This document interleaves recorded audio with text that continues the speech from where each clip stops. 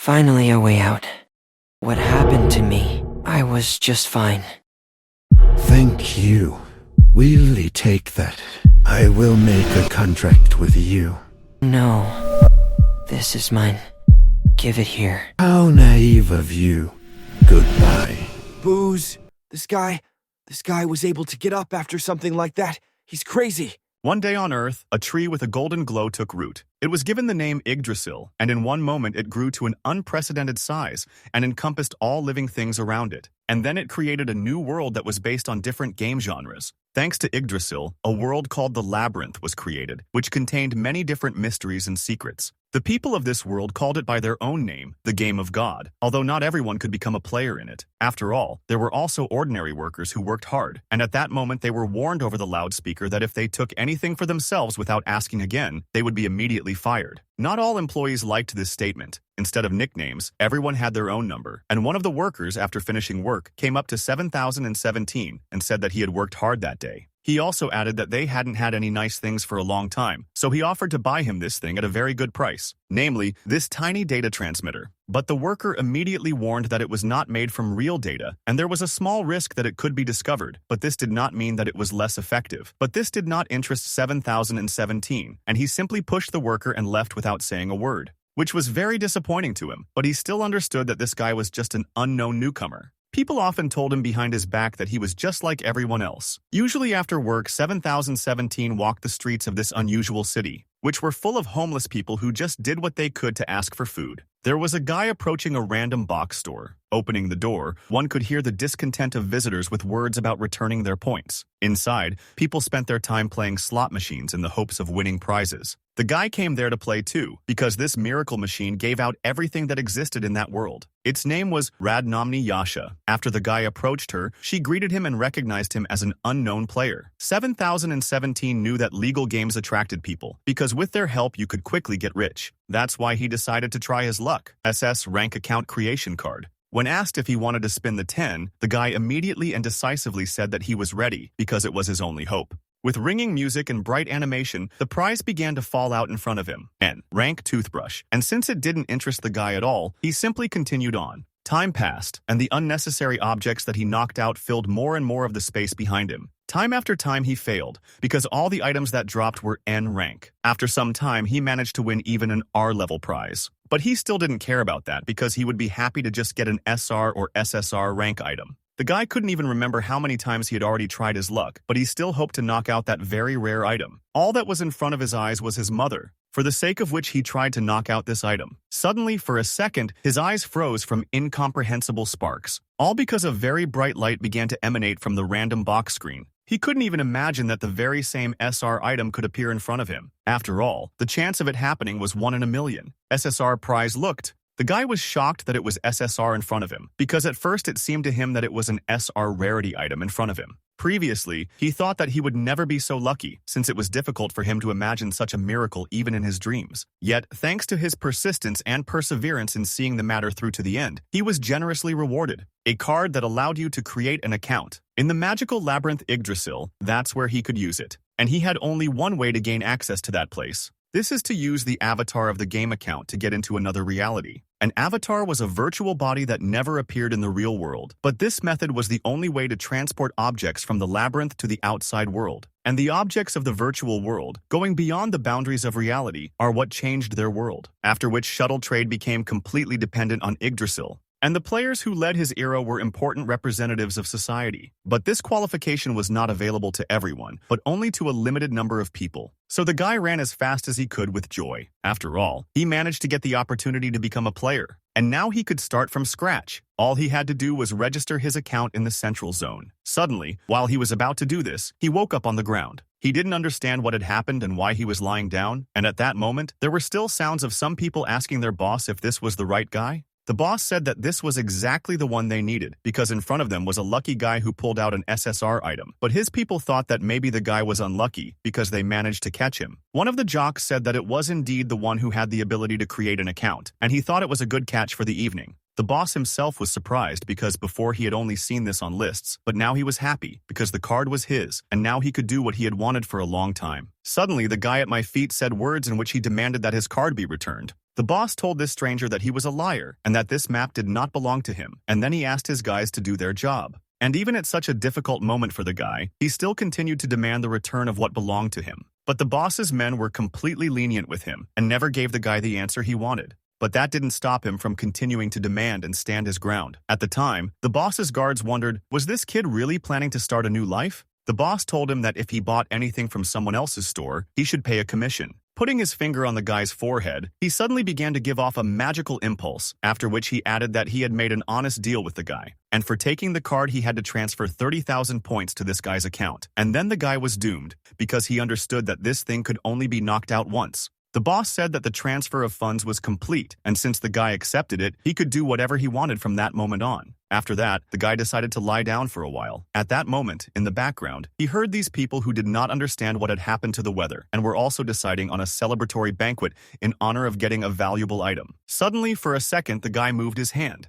Then the jock noticed something else and told his boss about it. He said that this guy still hadn't learned his lesson. The boss was most surprised that he was able to get up at all after that. At that moment, a warning came to the guy that his vital signs had dropped, so he should quickly visit the nearest medical facility. But he ignored it, and only continued to look at those violators who had thus exchanged his item. Watching this, the boss did not understand why this fool behaved like this. Perhaps he was not satisfied? But suddenly the guy turned away from them and started walking towards the random box store, which greatly surprised the boss and his workers. They suspected that he was planning to get another SSR rarity item, which was impossible. They shouted at him from behind that they wanted to make another deal if he hit another card. The jock wondered what they would do if something happened to that guy, but the boss thought that nothing would happen to them for it, because the guy was not an influential person. Meanwhile, there was still a sign in front of him that stated his vital signs were low. At that moment, he really felt, to put it mildly, not very well. Walking to the store, his head was spinning, and all the people around him seemed to blur. But no matter what, he still intended to take what was his. As soon as the machine greeted him, an awkward moment happened, because the guy was knocked off his feet. However, his hand still continued to reach for the start button.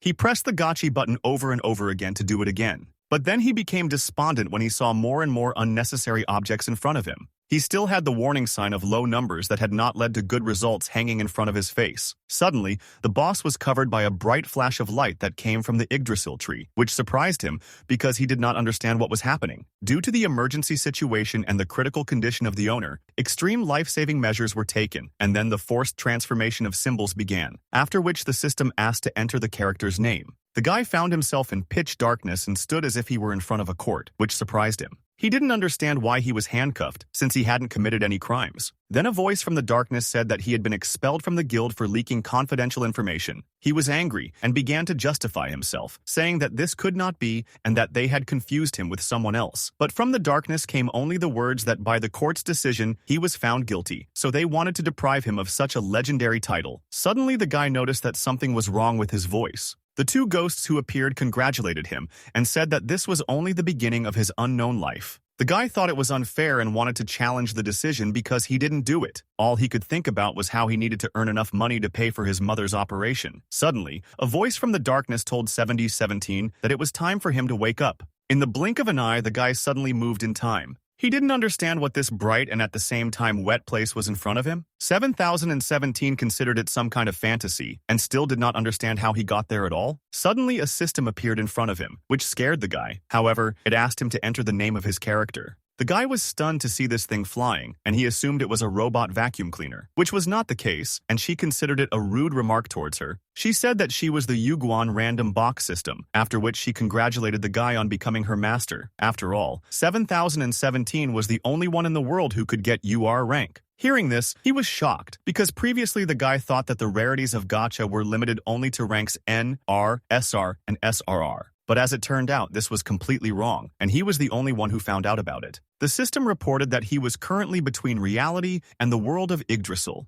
and the reason she needed the master's name was to complete the registration and gain access to the Labyrinth. The guy knew that to register, you needed an avatar created using a game account, and that this limit of human technology had nothing to do with him. The system said that because he was a master in a critical condition, she had to use her power to help, and now he was in a state where his body was voluntarily transformed to access Yggdrasil. So she asked her master again to enter her character's name. The guy still couldn't understand whether it was a dream or if everything was really happening, but no matter what, he realized that this was his chance. He finally entered his name, which sounded like Ryuki, and after the setup was complete, a bright glow appeared in front of him again. Then, the system announced that they were going into the labyrinth. When access was opened, Ryuki saw the very labyrinth with his own eyes for the first time, the expanses of which were unusually beautiful and were called a fantasy world. For the first time in a long time, the boy felt a pleasant breeze on his hair, and also solid ground under your feet. He was incredibly happy, because the simulations on the monitor that he saw could never compare to this landscape.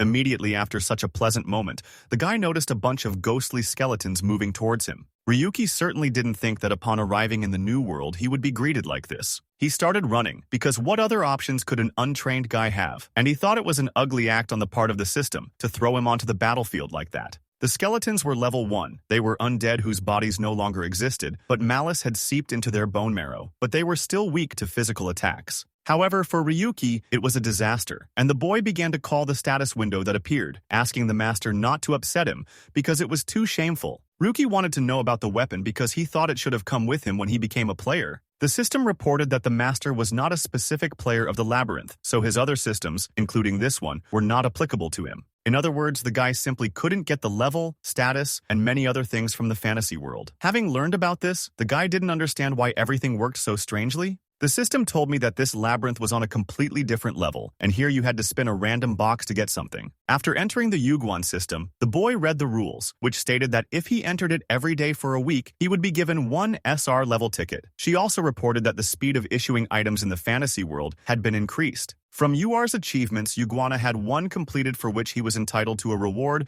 in the form of a ticket to the labyrinth, and from the accessories, there was a reward of 5 tickets. And just for completing this registration, the guy received as many as 105 tickets, so he immediately began to use everything to increase the chances of getting something rarer. He really wanted to believe that the weapon would fall, because there was an army of skeletons behind him. Suddenly, a bright object appeared in his hands. Ryuki happily stopped and told the skeletons to attack. He hoped that their bones would go into the broth as ramen. But suddenly, one of the skeletons easily broke his item, which was obvious, because he was holding an N-rank toilet brush in his hands. The guy was so carried away that he didn't even look at the item that fell to him, and was upset by such a setup from random boxes. He blamed the system for everything, because it was its fault that there were so many unnecessary items in the boxes. But the system was only surprised in response. It itself did not understand how, being at UR rank, it was possible to pull out such a thing. It considered him a loser. While running away from enemies, the guy continued to open random boxes, and he again got a strange item in the form of a wig of N rank. By the way, it was a good way to hide his baldness. And while Ryuki was focused on the valuable item falling out, the system couldn't help but warn him that he should watch his step. Unfortunately, she said it a little late, and the guy got slightly hurt. In the meantime, the ghostly skeletons had already managed to catch up with him, which did not make him happy at all. Unexpectedly for him, the box next to him began to emit a bright glow. This was exactly what he needed, a short sword of R level, with which the guy immediately began to defend himself. After so many tries, he was pleased that he had finally gotten something normal. Now he no longer intended to run away, but immediately got down to business. Ryuki was more than confident that he could defeat everyone without any experience in sword fighting. But the attacking skeleton didn't think so when it pierced his shoulder, which surprised the guy, because he thought it should have worked. He understood that the skeleton's health should have been destroyed in just 2 blows, but the short sword's strength was not enough for that. The system decided to remind him that the master could not use the labyrinth system, and such a combat ability, as well as health, was no exception. The guy was becoming increasingly disappointed in the system, because it had already said everything at the wrong time more than once. He didn't understand how, with such a wonderful chance in his life, he could end up like this. These thoughts did not give him hope. On the contrary, they only motivated him to win. Even the fact that he was cornered couldn't stop him. So he repelled the attack and was determined to deal with everyone. Suddenly, something really surprised him, namely, that a bright glow appeared behind him, which was a skill. And then Ryuki realized that skills could also drop with random boxes, but he was confused by the fact that they did not exist in the fantasy world. He received Parry SR rank, which allowed him to parry attacks, and the Sword Mastery skill SR rank, which meant that when equipped, he could master the sword. The system is always on time. She said that this random Yuguan box was not subject to any system restrictions. In other words, even skills could drop. Then the guy thought that he could have been lucky, because anything could have happened. This was his first time using the sword parry skill. The wig fell off the skeleton, which he was so worried about that he tried to catch it. But he didn't need this anymore, since Ryuki's attack cut him in 2. And by the way, this was done precisely with the help of the sword mastery skill. The guy was stunned by the fact that he was the one who could freely use skills that did not exist in the Labyrinth system, because he was allowed to ignore its laws and restrictions. For the first time, the system praised him and said that this was how Yggdrasil's balance looked. She was surprised and said that she had not doubted him from the very beginning. After all, he was the person who managed to obtain the UR rank. She also reported that he managed to obtain an SSR rank item on the very first day. Now a smile finally appeared on Ryuki's face, because luck was on his side. So he was no longer worried that another mistake could happen at that moment. Meanwhile, there were already several skeletons attacking him behind him. Turning around, Ryuki decided to take advantage of the new item's chance and defeat everyone in one blow. It was World of Phantasm, is abbreviated as WAP. Where was the masterpiece of the gaming industry from the game production company Ratira, the goal of which was for absolutely every player to take first place in the Labyrinth. At this point, Ryuki was still fighting the skeletons. And then a magic core fell out of one of them, which, by the way, the guy didn't immediately notice. And he, having already defeated everyone, began to be content with his first victory. The system reported that there were 7 skeletons killed, from which 5 magic cores fell, and also that the experience points earned were converted into RP, which meant random box points. The guy didn't quite understand how it worked, and then the system told him that they were used instead of experience, since the master didn't have a level system yet. Having calculated, the guy was surprised because one skeleton was worth 150 RP, and he destroyed as many as 15 of them. Then the guy remembered that he had one last box left, from which an SSR level card fell out. Each time Ryuki was more and more surprised, and then the system became curious whether the master still could not believe in this reality. After all, if it was so much for him, then he was not worthy of such a reward. Ryuki said that he wanted this box to be closed for a while, which surprised the system, and it wanted to know why he decided that. At that moment, the guy thought about the fact that he could destroy his guild with such power, and until then he decided to keep this power a secret. A system add-on was released that offered him to increase his sword skill by using his 700 RP. The effect of this would activate when he repelled an enemy attack. The rest of the guy's skills were at the initial level. Since Ryuki had 700 RP skill points left, he thought that he could take a detour to meet the skeletons again. And he was right, because there were twice as many of them as last time. This time he was glad to see them, because he wanted to quickly improve his skills. Timing was key for this guy when it came to fighting. This time he really got excited in the fight, because from the outside it looked terrifying. During this time, the system reported that it was the 3rd day of entry into WAP. He managed to complete many missions, such as defeating 10 monsters, spinning in gacha, and getting 10 items dropped by monsters, for which he received tickets from all the tasks. He realized that time in the Labyrinth passed 10 times faster than in reality, and that was only 7 hours, during which he managed to get 1,500 RPE, which he considered a pretty good result. The system was pleasantly surprised,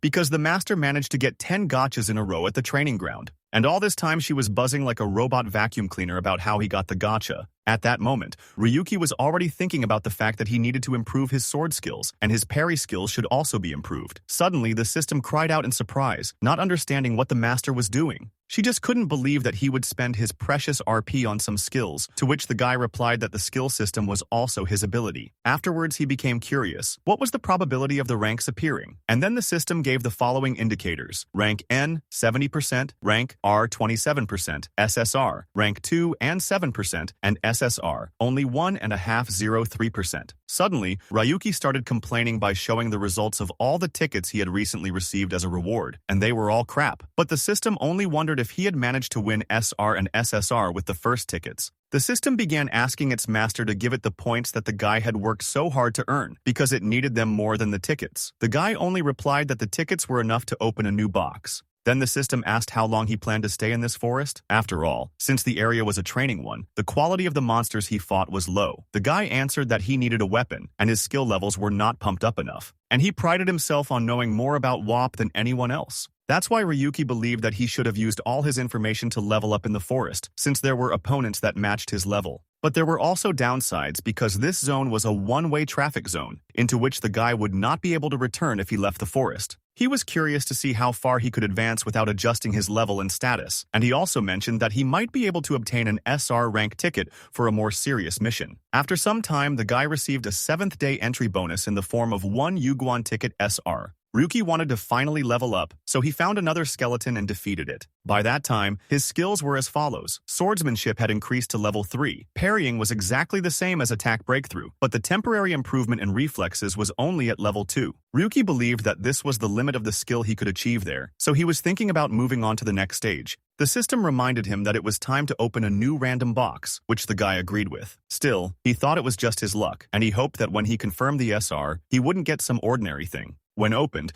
the box sparkled so brightly that its light filled the entire space. Ryuki assumed that in front of him was something incredible, which could be called a WAP pickup. He got a SR-level sword pistol. The type of such a weapon was bayonet, and in the guy's opinion, it completely destroyed the worldview of this game. He immediately began to put it into action to see the power it was capable of. As it turned out, with one swing it was capable of destroying a tree, the trunk of which was enormous. Even if you take into account his skill, the guy considered the weapon to be quite powerful, and he really liked the fact that the blade was long, because it was difficult to fight with the former. Suddenly, he became very interested in the question, what would happen if he died there? If he transformed his body, would something happen to him in real life? The system responded that if something happened to the master, he could be revived using the backup copy of Yggdrasil. However, she warned in advance that this process was very painful. Hearing this, the guy was happy, and this so-called process did not frighten him at all. After that, he said that he wanted a gacha for all the remaining tickets, as he wanted to improve his fighting power. This time, he got something that could be used. It was a set of R-rank leather armor. Suddenly, Ryuki decided to ask about the fact that the system skipped his training and immediately threw him into hunting. In its defense, the system said that it was a training ground, and although it made a mistake with the coordinates, it sent him to the system, which the guy considered fair, and since he was already more advanced, he asked the system to record all his gaming achievements from that moment on. She wondered if he had a desired name for the files. Then the guy said to call it The Story of No Name Escape from the Deep Sea. But he wondered, what was the purpose of the first video? After all, Yggdrasil created a labyrinth more exquisite than the originals it absorbed. Although most of the Ratia games were mass-produced and full of all sorts of nonsense, and they said that it was a worthy work concerning this place. While walking, the guy remembered something. Namely, that the boss of the second half of the game could appear in an early area. Which is exactly what happened, and this giant appeared right in front of the guy. The system reported information about the enemy. It said that in front of him was the Dark Knight of Chaos. After he received the blessing of the demonic god of chaos, he was expecting the strongest opponents in his tower. The system gave the guy a mission where he had to kill this Dark Knight ghost, which would reward him with 10 Yuguan tickets and 1 Yuguan ticket, SR, rank. It was unexpected for Ryuki, but he even liked it because the experiment began from that moment. Suddenly, the demon knight introduced himself with a menacing voice and said that he had been looking forward to seeing a strong man, after which he attacked the guy because he was interested in what he was capable of. Thanks to such an unusual blade, the guy was able to resist such a strong opponent. Then he remembered that he had a parry ability that was already at level 3. Then he confirmed his theory that if you successfully parry the blows, you can ignore the difference in attack power and level. And although he had such an unusual blade and abilities, even with such skills it was difficult. After all, this was not enough, since this was his first meeting with such a majestic boss. He didn't understand why his attack didn't work. After all, he thought he could do it if the system didn't affect him, and then he began to think about how his defense could be broken through. The system noted that this was an excellent guess, because the master could ignore the correction of the WAP system. The guy was confused, because he thought that it could not be effective. The system suddenly went berserk and began telling the guy that he was stupid, and then asked him to think a little about the idea that had come to the master. Ryuki wondered if his blade could compete with metal armor. Then a thought struck him. He realized that he had made a mistake in thinking only about the strategic aspects of the game. When he was attacked by the Dark Knight's ghost once again, he realized that the Labyrinth was a world created according to a game motif, and the system would have worked on an ordinary player but not on him, because he was different. While fighting, he still wondered what if these guesses were correct. Then he should have aimed at the hard-to-reach points, which were the weakest. Seeing that this guy was up to something, the Dark Knight began to attack even harder. The guy could only parry this powerful blow. Suddenly, due to the crossing of the blades, a spark was formed, which gave that very fuse to the additional feature of the guy's weapon, with which he attacked the ghostly Dark Knight, which was one of the strongest blows of this battle, who deprived the ghostly Dark Knight of his limbs. Having suffered, he could only sob proudly. The guy knew that in the Labyrinth, health was the system. In other words, being a Yuguan player, the guy would not have said that it was it, because damage could be inflicted on the enemy himself. And if he aimed at vital points, then he could not only wound the ghostly knight, but also defeat him with one blow if he had more strength. The system warned the guy that it was dangerous, after which something pierced him. He was not prepared for this, because the guy did not expect that the Dark Knight could have long-range attacks. Turning around, he noticed that an ominous energy was emanating from his limb, the same one that had pierced him. Here the Dark Knight said that demons were ferocious creatures that posed a threat to God, after which he wanted the guy to taste his despair. From his wound and from his limb began to come out dark matter, which surrounded the guy from all sides. Not knowing how to fight dark magic, the guy had to dodge it. It was then that the boy realized that this was a bad idea, because the Dark Knight was the boss of the second half of the game and was impossible to defeat during the training. Moreover, if you die in that place, it will be impossible to return. After all, even if the player's level increases, he still cannot return, which means he could not win. Moreover, no one has ever seen the second phase of the Dark Knight. At this time, he had too many attacks to parry. Suddenly, the system realized that its master was in danger. After all, the Black Knight pierced him with his dark matter. Ryuki screamed and slammed his palm on the table, unable to believe it. He was talking about how someone had rejected his strategic plan again, and he couldn't figure out what the problem was that time, since he was the Lindsay Guild's expert analyst. The director then looked at the strategy guide he had provided, but he knew that Rinfell had previously rejected it, to which the boy replied that it was much more effective than before, so he wanted it to be accepted. After throwing them the strategy guide provided, the boss told him that he wasn't even a player, but an ordinary ranked person, so he should come up with something better. Ryuki realized that the recapture did not suit his boss, and then he resigned himself to the fact that it was the will of their guild's ace. But he suddenly became angry because he was sure that the boss would not refuse Rinfell. And then he decided to vent his anger by slamming his fist on the table. After all, he couldn't understand how it could be that there would be no recapture. And then he realized that it was no longer worth listening to Rinfell and everything. The first thing he wanted to do was calm down, because he needed to earn money for his mother's operation. So he started correcting the management records, thinking that the guild would promote him for this. Suddenly, someone crept up behind him and whispered his name. This girl scared him, but she didn't mean to, because she just brought him coffee, because she thought that his tired appearance needed it. This girl's name was Cynthia. She was a researcher for the Lindsay Guild. The guy was very grateful to her for the care she showed. The girl noticed that he was editing the manual, which had been rejected several times. Cynthia thought that he was paying too much attention to it, which worried her, because she was worried about him. And she really wanted to help with this, but before that she asked if he was against it. Ryuki happily showed the last part of the strategic manual, but since it was very secret, she should inform her superiors about it and request the materials of the required part, which the girl was not against doing because she had a desire to help him. She was even glad because it was a good reason for communication. The guy asked his mother not to be surprised because she had finally been given a date for the operation. She was surprised because she didn't understand where the funds for this came from. Ryuki replied that she shouldn't worry about it because his strategic plan was accepted that time. His mother was very happy when she heard this. The guy said that it was all thanks to Cynthia, after which they hugged, and his mother told him that she was incredibly proud of him. Ryuki told her not to worry about anything anymore, as their efforts had been rewarded. The guy was previously told that he was being fired for the crime of disclosing top-secret guild information, which is why he was fired from Lindsay. The guy was surprised and didn't fully understand what they meant, but the authorities informed him that all the evidence had been collected, despite the fact that he had acted very cunningly, and if Cynthia hadn't reported it, no one would have noticed. When the guy heard her name, he was very surprised because this girl wanted to help him. Suddenly, one of the people expressed his dissatisfaction with this meeting because he did not understand why they were wasting their time on this. This was the same Rinfell Darius, who was the deputy guildmaster of Lindsay. He never thought that at this meeting he would have to meet Ryuk, who constantly published manuals that irritated him wildly. After all,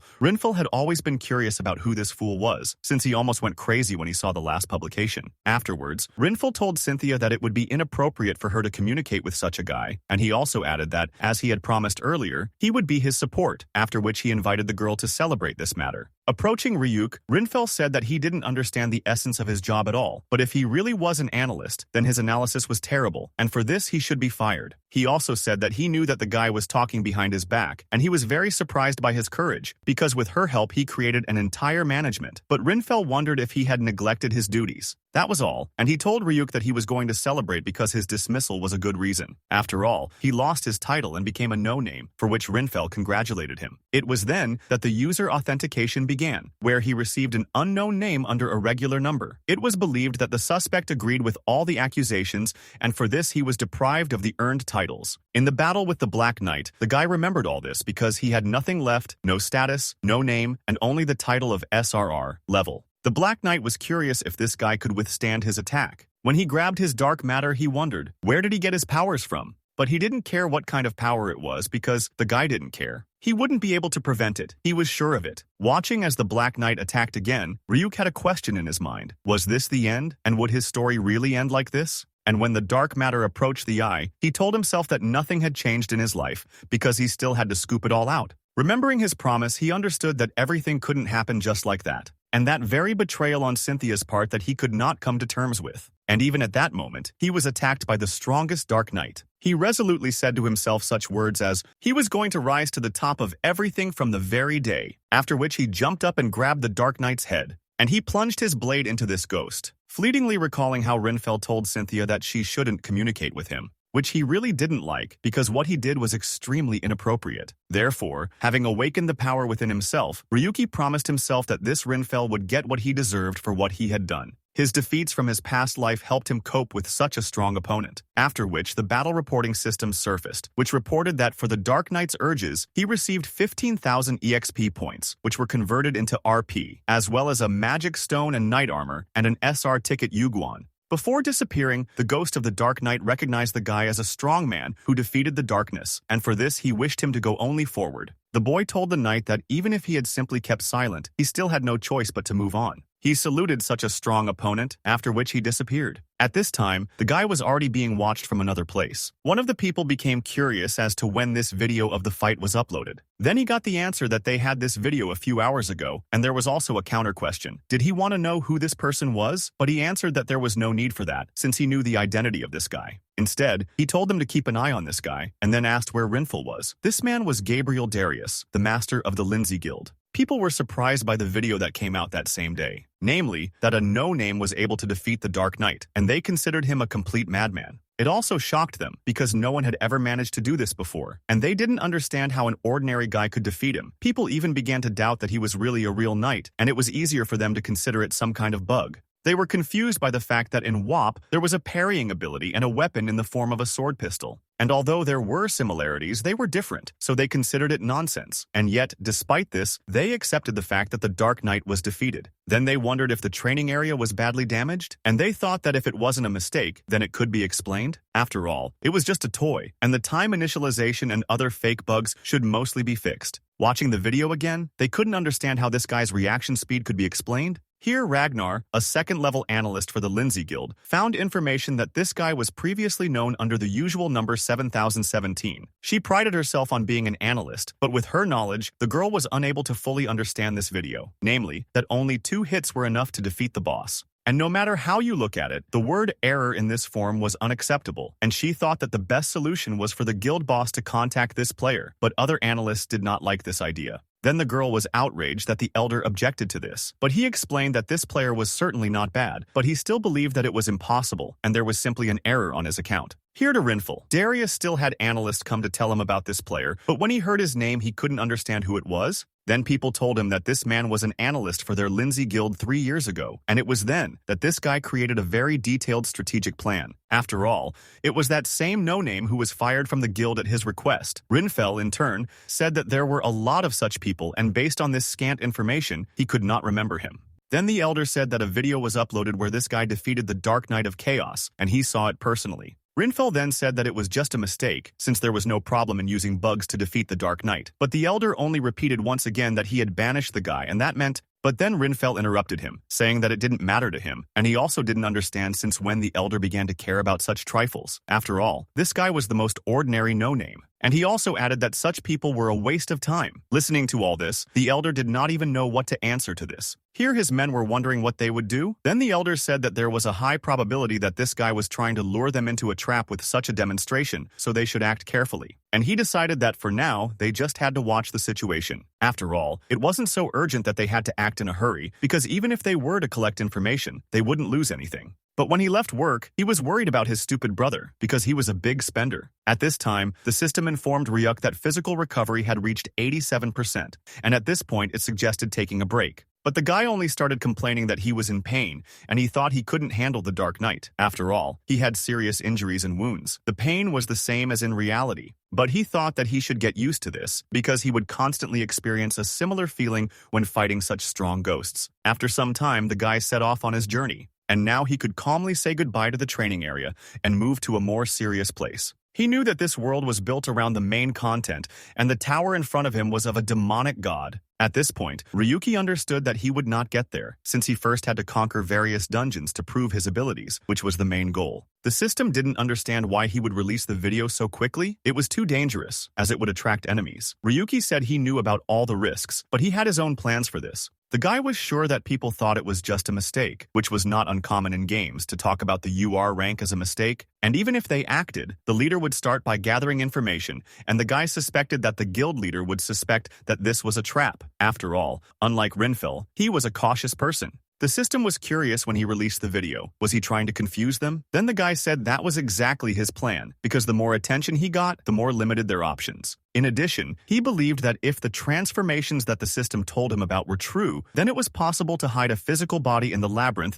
and use the capabilities of UR. After all, he found a way to crush Rinfil, Darius, and all he had left to do was lure him into the labyrinth. After all, if he notices him, he will definitely want to come for him. It was only necessary to provoke him a little, and at that moment when Rinfil appeared, this will be a big chance for Ryuk to deal with him. The system offered the guy to play gacha so that they wouldn't get bored on the way, and Ryuk had also accumulated a sufficient number of tickets. There were 20 Yuguan tickets in total, 2 tickets for SR rank, and 15,000 RP points. The guy informed the system that upon arrival at the village, he would need to leave the labyrinth every 10 days for safety reasons. After all, the avatar, the master's body, was a different technology, since the physical player remained in reality and there was danger for him, and conversion was a method of transferring the body itself, so there was no need for such low-level concerns. Then the guy realized that his body was real, and not an avatar as he had thought before. In any case, the system informed him that since it was obliged to perform the conversion in an emergency situation, it was recommended that he return to reality, which of course the guy thought about. But since the recommendation was from the system, he accepted it and moved into reality. He returned to where he had been last time, namely the random box store. That's when the system jokingly suggested that he spin the random boxes again. Ryuki found it strange that he didn't feel any pain after what happened to him last time in the world, but the system reported that all of this was the privileges of the UR rank. Afterwards, she told him that there were a couple of hidden cameras installed in the store that few people knew about, and she suggested that he block them, but the guy only thought about it. At that moment, the door opened, and people came out who were glad to meet this stranger again. It was the same boss of this establishment who was surprised that after what had happened, the guy still looked good. He wondered where he had been hiding from them all day. Ryuki wasn't very happy when he saw these bad guys, because his last encounter with them almost cost him his life. The boss said that thanks to the cameras, he was able to get there quickly, because he was still interested in the fact that the guy had knocked something valuable out of a random box. But before they could finish speaking, the people told their boss that the guy had decided to run away. The system wanted to know why the master was running away, and Ryuki said it was obvious, since he would hardly have been able to deal with 10 bandits. The system then suggested that he plot a route to avoid the bad outcome. She said that at the next corner he should have turned right, and then he should have walked 100 meters and turned left. The guy wondered, should he have trusted the system? Suddenly, while running away along a safe route, Ryuki was shocked, because he came to a dead end with very high walls topped with barbed wire. Ryuki was angry and wanted to teach the system a lesson for doing this to him, but it started running away from him, saying that there was a good reason for it. At this point, they were overtaken by bandits who were curious whether this guy had finished his marathon. The gang boss said that after so much effort, he managed to disappear yesterday, and he was interested in how he managed to do it. Realizing that the bandits had cornered him, the guy didn't know what to do in this situation, but they told him that they wanted to take what he had managed to knock out of their machine guns in a friendly manner. Yuguan from the beginning. Then the system told him that there was a wooden sword on the left side. Ryuki was surprised and didn't understand what she was talking about. The system said that unfortunately he didn't have any special items that he could summon into reality. But despite this, she brought him to that place specifically because there was a weapon there, and she wanted him to take this wooden sword. Ryuki was outraged because he didn't understand where this weapon belonged and what he was supposed to do with this stick. Suddenly, a magical glow began to emanate from the wooden blade, which the guy certainly didn't expect. Seeing that the stranger was going to fight with this bandit, it became funny. A big guy came out in front of them, who told his boss that he himself could handle this guy. While attacking, he asked the no-name not to be angry because he was only with him. And when the guy threw his stick like a boomerang, which flew off to the side, the big guy began to laugh. Suddenly, she came back and dealt a serious blow, after which he fell to the ground, and everyone else was surprised that this guy managed to deal with this jock.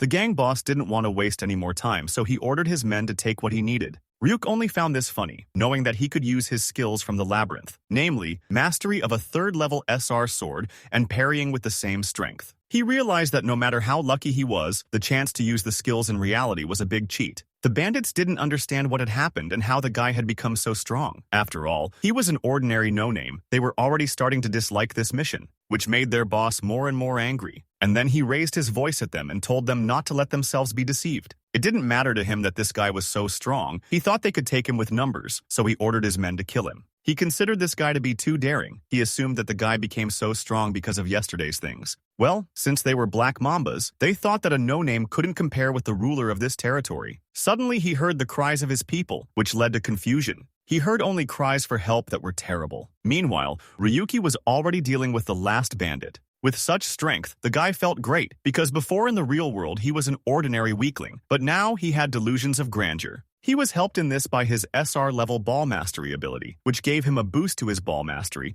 and improved his abilities when using a one-handed ball. When the guy took this stick, he felt a surge of strength and skills that he used in the Labyrinth, and this conversion was completely different from ordinary players. After all, he managed to transform his body, not the avatar, and if he became stronger in the Labyrinth, then this would be reflected in reality. The boss told the guy that everyone he left behind had one thing in common. Because he took away his right to create an account yesterday, he would not forgive him for it. So he told his men to attack him again and take back what should rightfully be his. Well, this time this attack was not crowned with victory, since everyone who decided to attack the guys got what they deserved. After which the guy said that the next one would be the boss who helped him a lot yesterday, while the boss himself was trying to reach for his weapon to attack the guy. The boss started waving him in different directions. He was restless and already asked the guy not to come near him, just let him leave him alone. In turn, the tricks were easily reflected by his weapon, which he certainly did not expect. He was able to achieve this effect using his level 3 SR parry ability. The guy didn't understand what this boss was saying because his subordinates were attacked, and he believed that as a boss, he had to take revenge for them.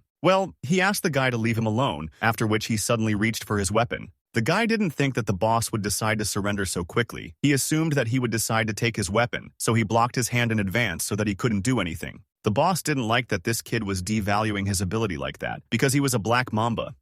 As soon as he attacked him, the guy immediately repelled his attack. Ryuki said it was funny how you felt a surge of power, and he was curious if the boss felt the same way when he did that to him yesterday. After defeating them, he felt relieved, because before the guy was in the same place. That day, the right to create an account that they took away was his only hope that came to him when he had nothing but despair, so he promised that he would take away his hope just like they did to him. The boss told the guy that if he continued to fool around like that, he would have problems. Well, it didn't matter at all because all he needed was for the boss to shut up. At that moment, he started to shed a tear and asked the guy to sit with him. Well, as if it weren't so, Ryuki decided to repay him in the same way he did. And so, having come home, the system was curious why the master did not get rid of these people, because it was dangerous and they could not take revenge on him. Then the couple said that it was very easy for him to deal with them, but he did not want to stoop to their level, so he simply suppressed them with his power. And now, for some time, they will not bother him. Then the system realized that fear and cruelty were human weaknesses. Ryuki asked the system if it did something about those bandits.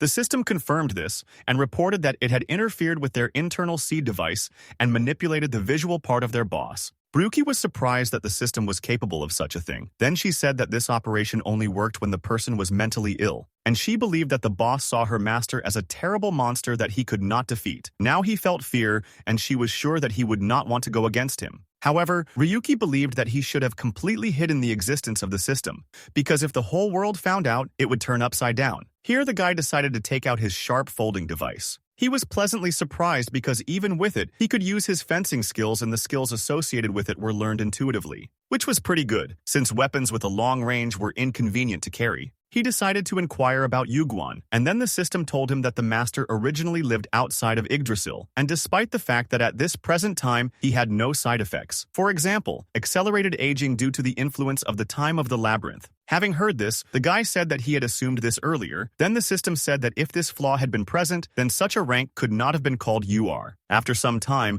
Ryuki met with the leader of the bandits to take action. The guy assumed that modern technology helped him recover in just a few hours, which the leader confirmed. He was surprised that this no-name called him despite what he had to go through. The guy assumed that he paid for his treatment from the money he received for the right to create his account. Hearing this, the leader got scared and said that if it was about that amount, then he asked to give him time to reimburse everything. He hoped that the guy would be less lenient towards him this time. Ryuki said that he was still alive only because of his whim and asked not to forget about it. And when the leader said that he understood everything, then Ryuki told him that help was needed, to which he replied that he was ready to do anything, after which they both went to the red light district, which was not particularly famous for its luxury as there were many beggars. The gang leader knew this guy named Goro, who was just begging, and he had to chase him away so he wouldn't bother them. Arriving at a place called Yorozuya Tenko, Ryuki asked if they had come to the right place, to which the leader replied that they had come to the right place, since everyone had been using this place for illegal transactions. Then the guy decided to make sure and ask if he sold the right to create his account here, but in response, the leader of the bantha only bowed his head and muttered something. There was a man inside who ran all the operations and was happy to bring new customers to his place. Ryuki was surprised that he seemed to be a young guy, but his voice was like that of an old man, and he asked if he was the owner of this shop, which the guy confirmed and introduced himself as Ju Tenko, the owner of this Yorozuya, who was wondering what this stranger was looking for in such a place. The system told Ryuk that this owner's body was inhuman, and it was trying to capture basic information about this player. Then the boy understood why his voice was so strange, but he thought that facial expressions with the whole body were forbidden. Then Ju Tenko said that it was quite an expensive model, but he still managed to buy it. However, he found it funny that the guy was talking about the law with a black market trader. Since Ryuki hadn't answered his question about why would they send me there before, he said he wanted to know what happened to his right to create an account. Ju Tenko didn't understand why this guy needed such information. At that moment, listening to the entire dialogue, the leader of the gang was frightened and began to grind his teeth. Ju-e Tekenko understood everything and said that the right to create an account was an extremely unique offer due to its rarity, but he said that unfortunately he sold it a long time ago. He wanted to know if the guy was interested in something else, and then, upset about the account being sold, Ryuk said that there was something else. The guy said that he came to him to trade with a product that needed to be sold. Then, Ju Tenko said that he was willing to look at his offer because he was engaged in various sales. He couldn't wait to look at his goods in the bag. As if by chance, the smiling face suddenly changed to a surprised look, all because he could not believe it. What he saw in front of him was a bag full of magic stones. Ju Tenko didn't understand. Didn't the guy know their true value that he decided to bring them to him? Ryuki asked not to mock him just because he was a no-name, because it was an elementary thing, and he knew their value. Artifacts from the Labyrinth were divided into two types. The first were those that could not be used in the real world, and the second were objects that materialized in this world. Magic stones were a special artifact from which ether was extracted, and the higher their rank, the more pure ether could be extracted. Thanks to this, the social status of the players also increased. Ju Tenko said that was why he had trouble understanding the guy, because the best solution was to sell the stones legally rather than through a black market dealer, to which the guy replied that he did not want to sell them publicly, because he had obtained them himself. Ju Tenko thought it was stupid that a no-name managed to obtain magic stones.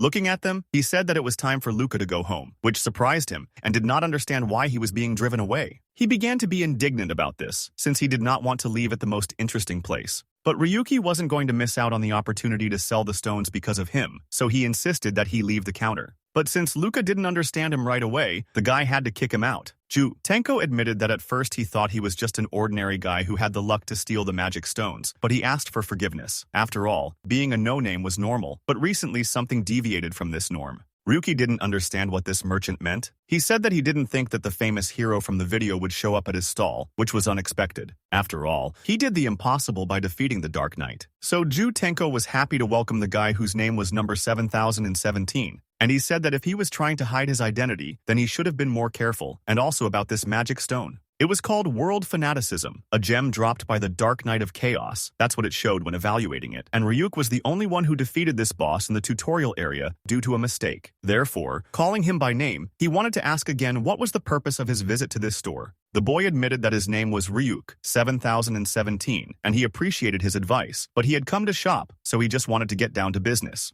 Togoju Tenko asked what he wanted from the black market merchant. Then Ryuk said without thinking that he wanted a emod, and he was wondering if there was one available. Then Ju Tenko got nervous and started to whisper. He was shocked that this guy was talking about such a thing, and he was curious if he even knew what it was. But Ryuk knew that it made the maze less difficult, but it had side effects. The merchant said that most of the mods were cancelled due to lack of functionality and major flaws. Ryuki was sure that this merchant had a couple of these hidden away, which is why he approached him. The merchant was surprised that even the no-name knew that it was a chip that artificially changed the components of the labyrinth, but he had to ask if he had seen a dead man near his shop. Ryuk didn't understand what he was getting at when he talked about that beggar. Then he told the guy that the man was a MOD user. He had previously said that he wanted to experiment with sensory control, so he bought the analgesia mod, and although it was weak, it did increase his pain threshold. The result was catastrophic, although the pain was dulled, but the other feelings became very acute, which was his undoing. He even tried to remove all the installed mods, but unfortunately, it was too late, since it is impossible to return the feelings back. In fact, there were many more side effects, so the authorities banned its development and got rid of the rest completely. There were a few mods that were tested for safety, but they were publicly available. And beyond the mods, the merchant still had a long way to go with some people. Suddenly, looking through his lens, Ju Tenko wondered about that. That the guy defeated the Dark Knight of Chaos single-handedly? Which the guy confirmed and reported that on the internet he was nicknamed a cheetah for this. And whether it was a genius with cheating skills or a simple fool exploiting mistakes, Ryuku didn't care. Because he was not against any means or methods. He believed that it was better for him to use them than to remain in one place without progression. The merchant was curious if the guy knew how to work with mods, but he only asked in response if he was interested in what would happen next. It was a very good offer, which made the merchant think, and he said that even though most of the mods were removed, he was lucky enough to keep a couple. But first he wanted to make sure the guy actually knew how to use them, so he gave him a couple of others. Ryuki was sure that they were very dangerous, but he had Yuguan, and the guy believed that it would protect him, and the mod he held in his hand increased the attack power 3 times. The system said it was terrible because it was just a simple doubling of the number and would have no effect. Then the guy chose the next one, which could predict the future 1 second ahead. And the idea was good, but Ryuk knew that it could not be implemented. He believed that it could be a hindrance on the battlefield. The next mod was one that turned everyone into beautiful. The system assumed that it worked on the principle of hallucinations deceiving the eyes. Then the guy took a mod to increase all abilities for 1 and 2 seconds. But he didn't like it because it put too much strain on his brain and body. Then he took the next one with a sensitivity increase of 3,000 times. But he didn't like that one either, as well as the others, which were useless, which upset him. But the next mod was the probability manipulation mod, which he liked because it put less strain on the body than the others. Ryuki believed that the person who created it was a genius. After all, the mod allowed you to influence events that could actually happen in the player's favor, and with its help, the probability of all Yggdrasil outcomes would be 0.305% better. The system liked this too, because the master would not be affected by the decrease in productivity due to the avatar, so the probability could be as low as 1%. The guy knew it would be hard to feel such a low percentage advantage, but those small numbers could be added to the random box. He decided and told the merchant that he would take 3 mods, which did not please the system, as it found it hard to believe that his choice was to increase the rate of the random box. The merchant, in turn, was happy, because the guy managed to choose only normal mods from a pile of trash. But these words about it being trash made the guy think. The merchant asked Ryuk to wait, because he misunderstood him, because he did not want to deceive him. After all, he offered the customers who requested the mods to take a test. Then Ryuk wondered if he knew the creator of the mods. After some thought, the merchant said he would give a discount as an apology, and he could use these things that had been erased before they appeared on the scene. Afterwards, the user was authenticated, and the system offered the guy to install the mod, warning that the installation was only possible once without possible cancellation, to which he agreed. The merchant wanted to ask one last question. He was interested in whether, if he could really master MOD, then, what did he plan to do with such power? But Ryuki just smiled, after which there was silence. The merchant fell to the floor because the guy evaporated with such speed that he was knocked over. But Ju Tenko only laughed at this evasion of the question. Suddenly Ryuki appeared and said only something about the top of the world, which included both bronze and silver. So is gold and platinum, called Rinful. And he said that it didn't matter if it was the diamond that was also called the king, but Ryuki planned to crush everyone who stood at the top. This idea sounded quite interesting, which amused the merchant, and he said that the no-name could come to him at any time of the day. After which Ryuki set out on a journey to conquer this world. The system was surprised because it thought that he would have problems because he was a no-name, but surprisingly, everything went smoothly. The guy was even in the labyrinth, but no one would have thought that he was an ordinary no-name, especially in this village. Although it was quite lively there, and it was strange that no one noticed him. There were nice people there, lots of vendors, in general a very ordinary village, or maybe there was something mysterious hidden there. Ryuki thought that this scene looked like something from the Middle Ages, because it was so peaceful. The system was curious when the master would finally start spinning random boxes. After all, he had accumulated a lot of points. Ryuki was tired of this gambling, and he asked to be patient for a little while, since it could be done at any moment. Suddenly the guy noticed something strange. Namely, the glances from ordinary workers who had just done this fell on him. The system also noticed this and became interested in whether the master had done something that was causing him to be watched so closely. The guy said that regular NPCs hated people because stupid players thought they were unrealistic and called them insects. They had committed many atrocities, so it was no wonder that the locals looked at him that way. Suddenly, the guy caught a picture of someone catching a local thief. It was a merchant who was angry that this guy had the audacity to steal his goods, but he in turn asked for forgiveness and said that he did it only because he was hungry. But he wasn't going to just let the guy go. And watching all this, Ryuki realized that this village wasn't as quiet as it seemed at first glance. But he thought that the clothes of this NPC thief were not like the others in this village. The system revealed that he was a resident of the Labyrinth called Space Alien. Yggdrasil finished this game 3 months ago. Then the guy realized that the game had completely disappeared. So people traveled to other labyrinths to survive, because they had no other choice. He thought he was imagining things, but this place was really noisy, and all because some people couldn't adapt to another world. The system told that unnecessary labyrinths were destroyed by Yggdrasil and WAP, and the same could be expected. Then the guy realized that they should have acted even faster. He knew that even if the game ended, he would still be able to destroy Rinfel and Lindsay before that moment. After some time, Ryuk managed to find a place to spend the night, and then the system again asked if they could spin the gacha. But the guy said that the first thing they should have done was check the MOD, and then the system checked and reported that the merchant had not lied because the probability of random boxes had increased. The percentage of N rank decreased, while that of the rest became higher. From a low 0.3%, the chance increased to 1%, and although the difference was not great, the guy was happy with such indicators. Since Yuguan had been waiting for this for a long time, Ryuki offered him to spin gacha. The system screamed that there were 40 regular tickets and only 2 SR tickets, and there were 15,000 RP points. And with that amount, there was a high chance of getting an SSR item. The guy wanted to start with 40 regular tickets first. But what was his surprise after opening all the boxes? After all, from such a heap, only rubbish fell out for him, which was probably why he was in no hurry to open them. He spent 40 tickets and got no SRE, and the probability manipulation mod was complete crap. The system decided to joke and said that with this level of garbage he could sell toothbrushes. But Ryuki didn't appreciate this and told this vacuum cleaner that it would be better to give him a good object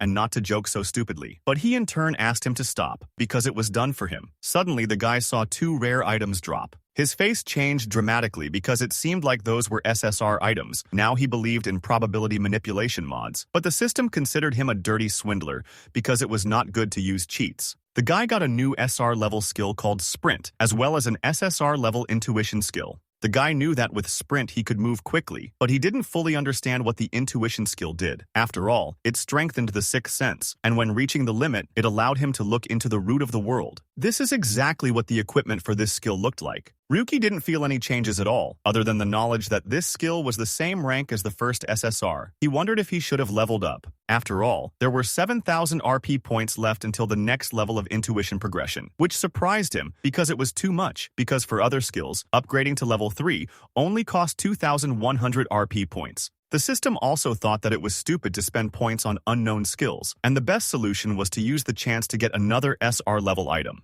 The guy still began to think that it would be better to spend 100 gachas on increasing the skill, but the system tried to dissuade him because RP was a rather valuable resource that was better spent on boxes. But the guy made a decision and raised all his skills 1 level higher at once. Now swordplay was at the 4th level of mastery and 1 attack boost was added. Parry has also been increased to level 4, and temporary effect enhancements have been increased. The new sprint skill had improved to level 2, and now the instantaneous movement at high speed was 14 meters, and its recovery time was about 16 seconds. The guy still had 8,730 RP points left, and he was thinking about whether he could raise his sword skill to the limit of the Yuguan system, or distribute the rest among the other indicators. But then the system kept reminding him that there was still a chance to open the box, and it suggested spending the rest of the RP on it. But he wasn't interested in that, so Ryuki raised his sword skill to level 5, which greatly disappointed the system. And this impudent vacuum cleaner just boiled with anger and fell on the bed emitting smoke, while the guy was happy with his decision. After which the system reported that the maximum level of sword mastery had been reached, and that the peak for increasing the new rank had been reached, which Ryuki was glad about, because he was not at all against raising his rank. Suddenly, a bright light appeared in front of the guy, which surprised him, since he was not doing anything. In front of him was a nugget from which a golden glow emanated. Ryuki asked the system to explain to him what was happening. But this stupid vacuum cleaner overheated so much that it lay switched off. Ryuk could only guess what it was. Suddenly, the system reported that upon reaching the maximum level, a reward is given, a Yuguan X ticket and a Yuguan X ticket. And also the sword mastery was strengthened to SR plus Yggdrasil influence level I. And the skills when wearing the sword were strengthened, and also when using it, it was possible to activate the first level aura blade. The guy was happy because he couldn't even imagine Yuguan's strength. After all, many players couldn't even master normal swordsmanship, but this skill was many times stronger than that. That's why Ryuk felt such a power that he had never dreamed of before. And the system at the same time did not understand why it chose this person as its master. After all, it just wanted to see the joy of the various boxes falling out. The guy told Yuguan to stop whining because they had a new business. The system wanted to know where the master was going. Ryuki replied that he was going to the dungeon, since Rinfell had won first place in it, and he wanted to take his title for himself. Since it was the master's first time there,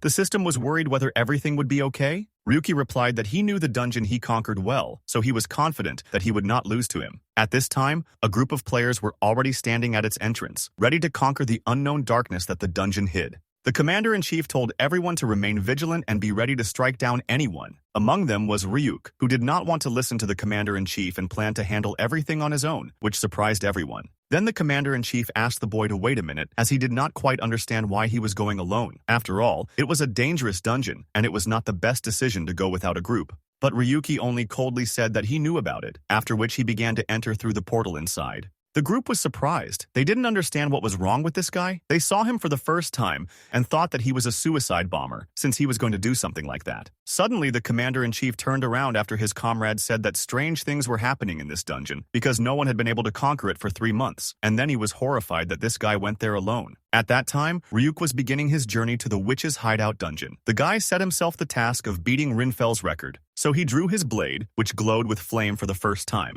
and this was the very same first-level aura. And then the guy got ready, because it was time to attack the unknown. But he couldn't even imagine that he had already been watched from the very beginning. Threw a magic ball, and whoever did it loved to catch such self-confident intruders. After all, they desecrated her sacred place, for which they had to pay, because this territory was not for them at all. And this terrifying witch was going to deal with him with her own hands, and she wanted to bring it as a sacrifice. This was, by the way, her refuge, where she was the boss. And for the fact that the guy entered it for the first time, he received a reward for the achievement in the form of 1 Yuguan ticket. It was hard for Ryuk to navigate there, because it was dark and nothing could be seen. But the guy understood that in any case, the structure of the dungeon was constantly changing randomly, and the only way to understand its real architecture was to see it with your own eyes. He was curious to check with the system about Rinfell's record. He recalled that it was something like 17 hours and 30 minutes. Then the system showed the guy the rating of being in this dungeon, and he was surprised that the second place after Rinfell was 17 hours and 38 minutes, and the third place was 19 hours and 5 minutes. And then Ryuk was shocked, because that was a big difference in time. Since there was a player who was so close to Rinfell, Ryuk was going to remember Arcia from that guild. After wandering around the dungeon for a short while, the guy came to a place that was teeming with bats. He knew that these creatures attacked in groups in caves where it was difficult to maintain visibility and distance, and if even one bit, you could get a debuff, which was a problem. But luckily, Ryuk had a simple solution to this problem. Even the system was unaware of the device the guy used against those bats. Covering his ears, the guy said it was a sound device, after which a strong sound wave occurred. Even the system could not withstand such an impulse. Ryuk said the bats were sensitive to noise. The system asked the guy to warn him about this next time because she thought her eardrums would burst. But the guy was confused that the robot thought he had eardrums.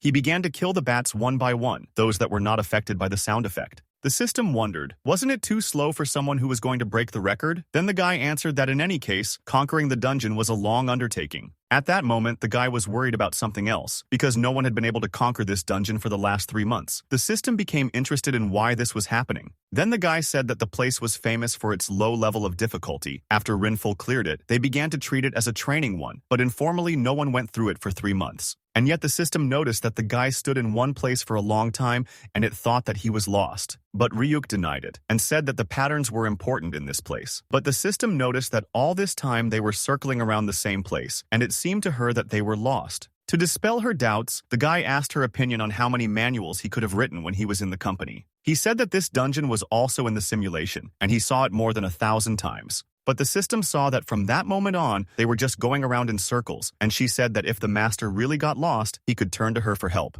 But while she was doubting him, the guy found another entrance. He also noticed that on the third stalagmite, there was a curved scratch, while previously there were only straight ones. All because the changes occurred when you passed this place for the 32nd time, which meant that the path to retreat was clear. The system then assumed that this was how the master remembered the road, but Ryuki only said that it was too noisy and stupid. The guy said that this magical dungeon was created to make players get lost, so the structure of the cave changed in real time. It was necessary to find the right path using professional skills, so Rinfel included his squad of allies who possessed them. But before he could find such skills, Ryuk had to memorize the paths on the map to conquer it, and by his calculations they should be at the next point in 5 minutes. The system was surprised that the guy could remember all the subtleties, because this method was not even possible for ordinary players to imagine, and it assumed that this method was intended for single-player mode. And she thought that her master was crazy, but then the guy said that he heard everything that this robot vacuum cleaner said. Ryuki reported that they would soon find themselves in the labyrinth, with only 30 minutes left, which took longer than he could have imagined.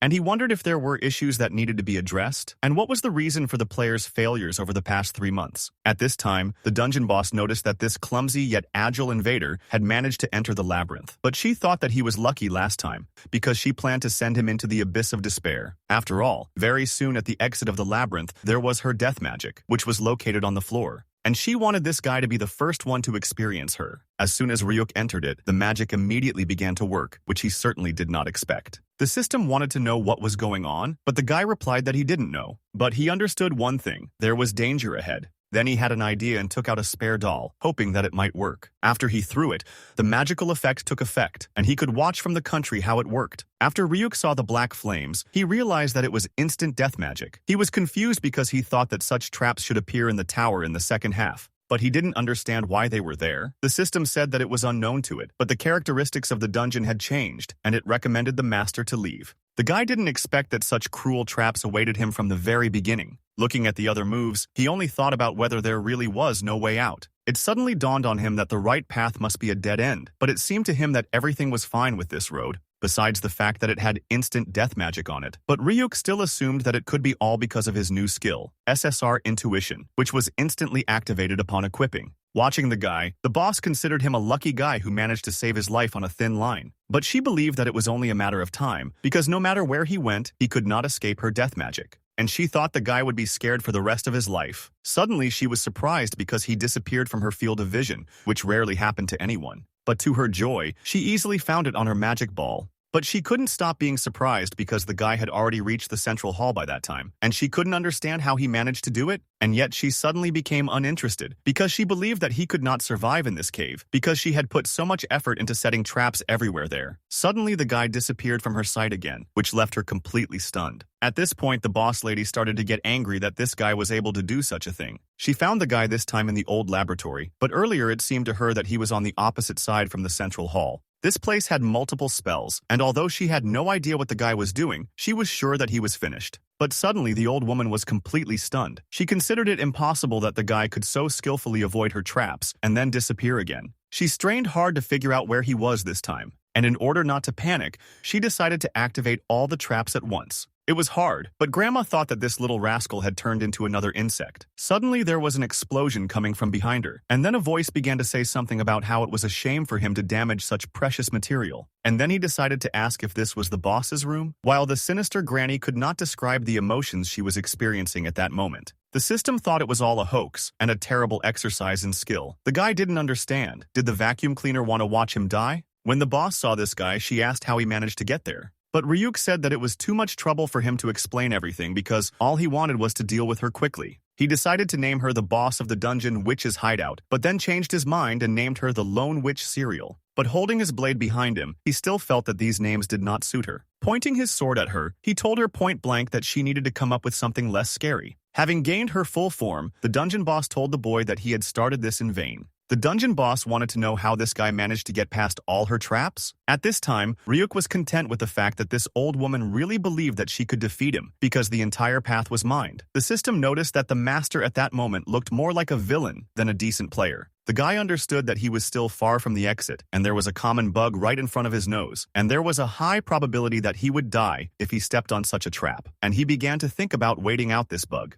But Ryuk knew he couldn't do that if he wanted to take a position before Lindsay Rinfel's guild began to act. Suddenly, the system scanned the area and discovered many deadly traps, and since it was extremely difficult to find out their exact location, it began to worry about the master because if he stumbled even once, then But despite the system's concerns, the guy immediately rushed forward no matter what. After the system saw whole balls of magical smoke from the activated traps, it began to ask its master if everything was okay with him. Then he heard the guy's voice telling him that he would be surprised, but he was fine. Then the system was surprised because it had never seen its master in such a fearless mood. After all, it thought that he was upset after the last gotcha. But the guy was tired of hearing about this gotcha, so he said that he didn't care. This answer surprised the system, and it wondered what the master was talking about. And Ryuki replied that last time he hit the jackpot by drinking a valuable item. The boss granny realized that the deception did not work on the guy's intuition because she calculated the gaps in space and the bugs created. Ryuki told the boss that this was only a small percentage of his potential because in the future he was going to improve his intuition, but for now, it was only at the initial level. The system noted that this was, of course, an amazing skill, but it was just a human feeling.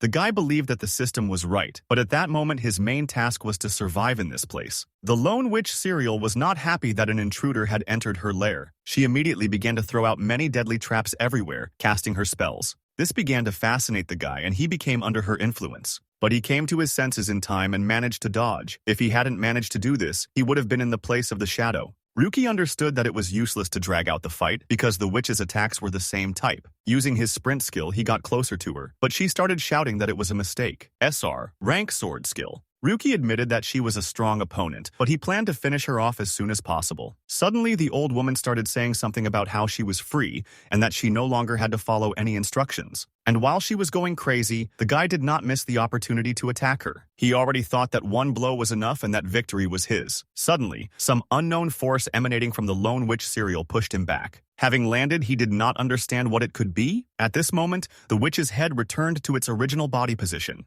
And then the system informed the master that this boss could constantly regenerate, and apparently it was the main bug of this dungeon, which did not please the guy at all. He understood that normal attacks wouldn't work against her strength. So, in order to avoid getting caught, he had to dodge. Because he didn't want to neglect his intuition, because one mistake could lead to his immediate death. Suddenly, while he was thinking, he didn't notice the cloud of energy that was heading towards him. As he began to run away, the boy decided to ask Yu Guan if there was another way to deal with this. Then the system reported that it had some assumptions about this, so it changed the characteristics of the evaluation mode in advance. And now, the boy could identify monsters by worshipping the great UR system. And when the boy heard this, he turned on the monster evaluation mode. After that, he learned that the lone witch Serial was from the Phantasm world, had an infinite regeneration skill, was level 25, had a bugged death trap ability, and possessed death magic that was also bugged. When Ryuk saw that wings had now appeared, he was extremely surprised that the old woman had even started to fly. But he still continued to chase after her, bypassing all the traps in order to defeat the boss once and for all. At that moment,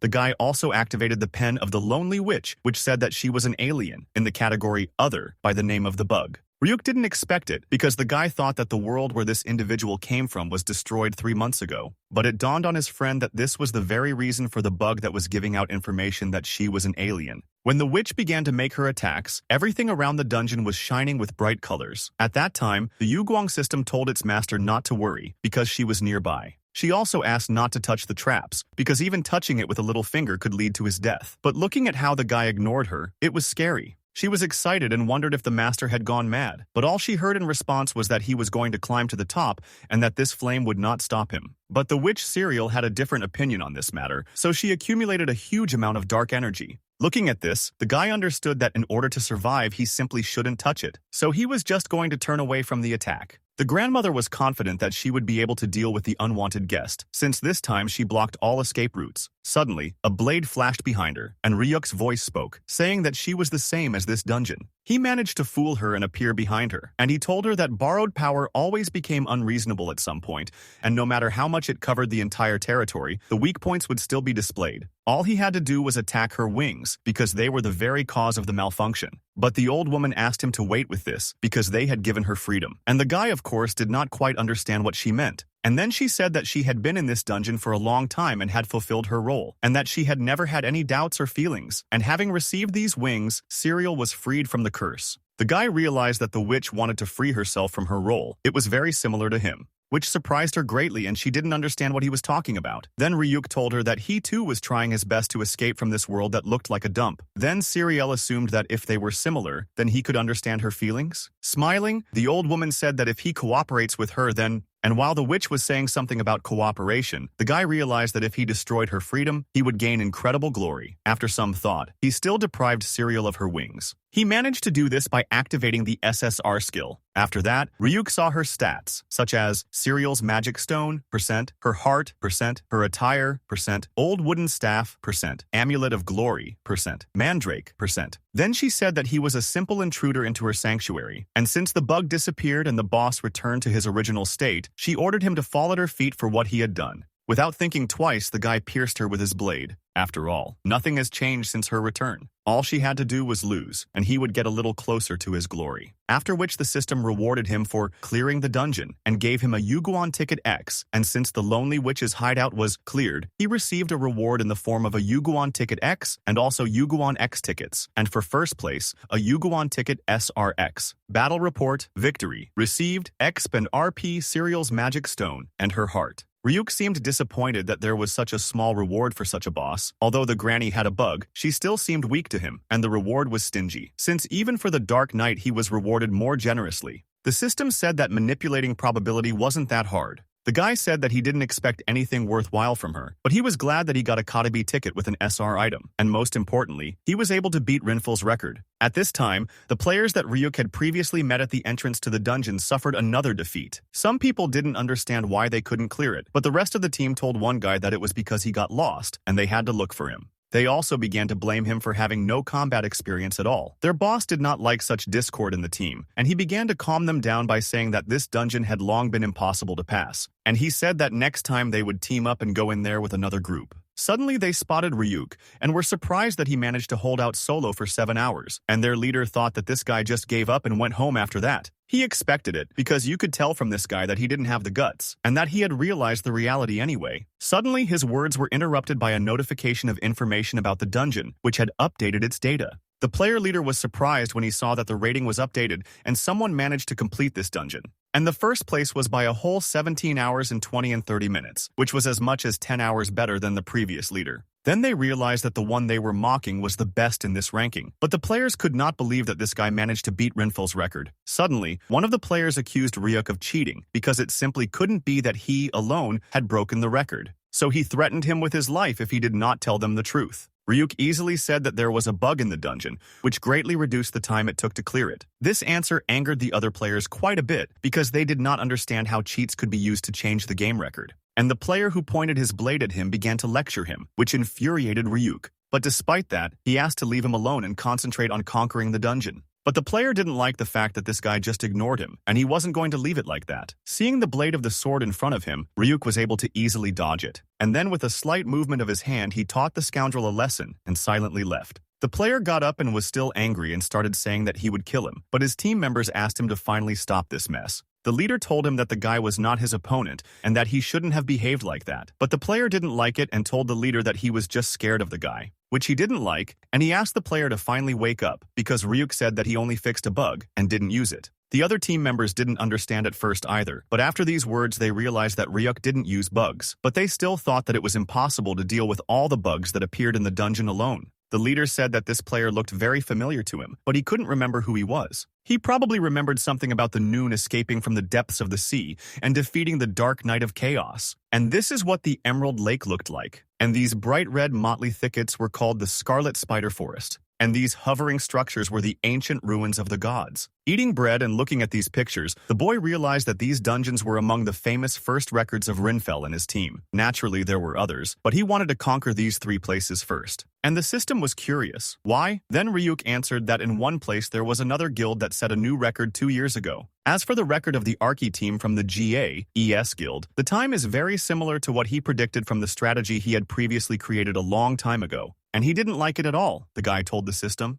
However, he was going to conquer those 3 places to erase Rinfel's name from the rankings. At this time, Rinfel himself and his team were inside Jin's tower. He ordered his men to pack all their things as they had to leave. Besides, he was dying to get home as soon as possible. Suddenly, something distracted his attention. It was a huge ghostly kraken that looked very ugly. Then it occurred to Rinfel that it was on the Emerald Lake, but he was not quite sure, because it could have been the Scarlet Spider Forest. Afterwards, Rinfel told the team that everything from now on was on them, and that they should not leave anything there, because he had some things to do that urgently needed to be resolved. Returning home, resting, and looking at the statistics, he noticed something, namely that his records were broken one after another, and he had the feeling that this was an attempt at provocation. He thought Ryuki was planning to beat him. No matter how hard he tried, he still couldn't remember who this guy was. Rinfel then told the guy not to make such a noise anymore. In response, he heard the news that that same Ryuki was broadcasting live. And this girl was Ragnar, Lindsay's guild analyst, and she said that she had some predictions based on WAP, but she didn't expect that you could conquer 4 dungeons in a row and post a video about it. Dungeons such as the Witch's Dungeon Bug, Emerald Lake with its famous sea monsters, a scarlet spider forest with bloodthirsty giant spiders, ancient ruins of the gods with stone ghosts.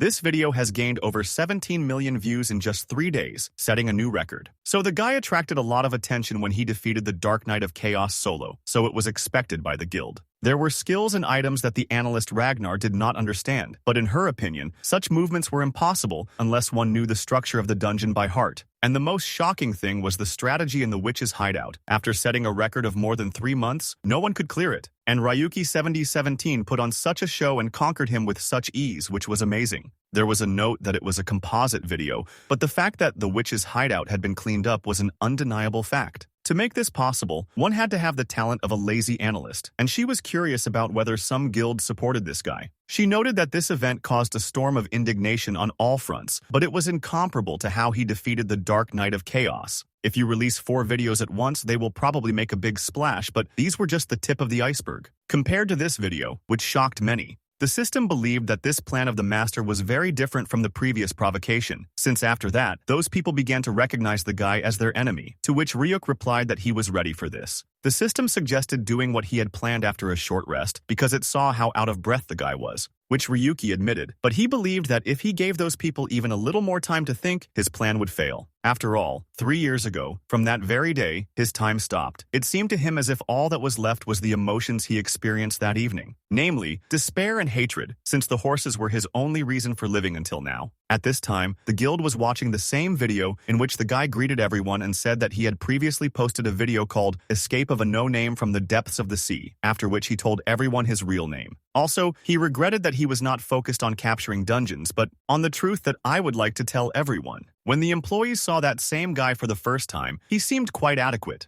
Then they heard this guy say that everyone might be wondering why he called his videos No Name. In fact, it wasn't surprising because he was unknown. They might also have been wondering why there was a no-name in the Labyrinth who didn't have an account, probably because many of them couldn't believe it. After all, the account must have a silver rank or higher, and also pass the exam. And sometimes just a recommendation from the guild was enough. Watching this video, people thought that this guy was just a troll, since he did not have an account. Ryuk confirmed that sometimes a recommendation from a guild was enough to avoid having an account. After all, he was lucky enough to receive it, and he was not interested in whether people believed him or considered him a lie. At this time, Rinfel was also watching the video and reading the comments below it. He found it funny that people wanted to fight this no-name in the real world, because they were nobodies in their world. But then he heard from Ryuk that he became a no-name because of a false accusation, which made him nervous. And he wasn't going to sue for it because he knew that no one would believe him anyway. The guy also noted that despite this, he had another reason for distributing these videos. Then he said that Rinfel and the other fools from the guild must have watched it, and he wondered if they had forgotten his face when he fell into the abyss. After all, he had to go through hell, but now he was back. And after these words, Rinfel was terribly surprised.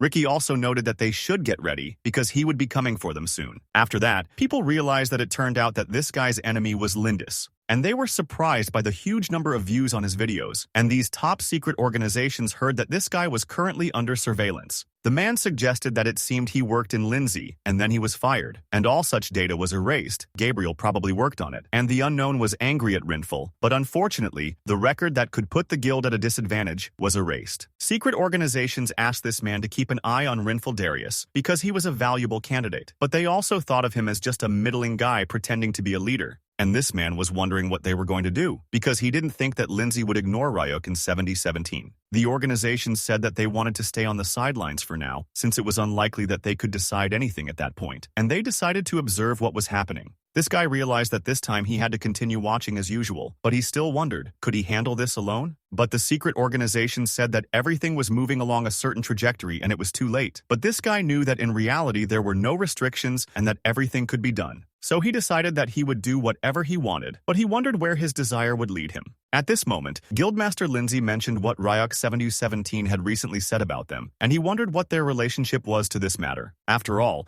it was true that he was once a member of his guild, but this guy was expelled due to an internal warehouse. People were interested in what this guy said about claiming Lindsay had falsely accused him, and they wanted to know if that was true. Then the head of the guild responded that this was not justified on his part. Then people reminded him that there had been many cases where, because of such accusations, many no-names had maliciously persecuted players. There were even rumors of collusion between Lindsay and the publisher of WAP. And to control the speed of its content, restrictions were imposed on capturing dungeons and issuing items. And the journalists wanted to know how the head of the guild could comment on these suspicions. He then told them not to let rumors cloud the truth, as it was just a ploy to disparage their guild. He also noted that they had already contacted people involved with Ryuk and had all the information about him. He even went live to tell everyone about it, that everything will soon return to normal. He knew Lindsay was determined to use all her powers to sue him, but they would not allow malicious rumors to be spread. Ryuk coming through her door, she said that the world was full of rumors about him, and she was pleasantly surprised that such a famous person came to Yorozuya.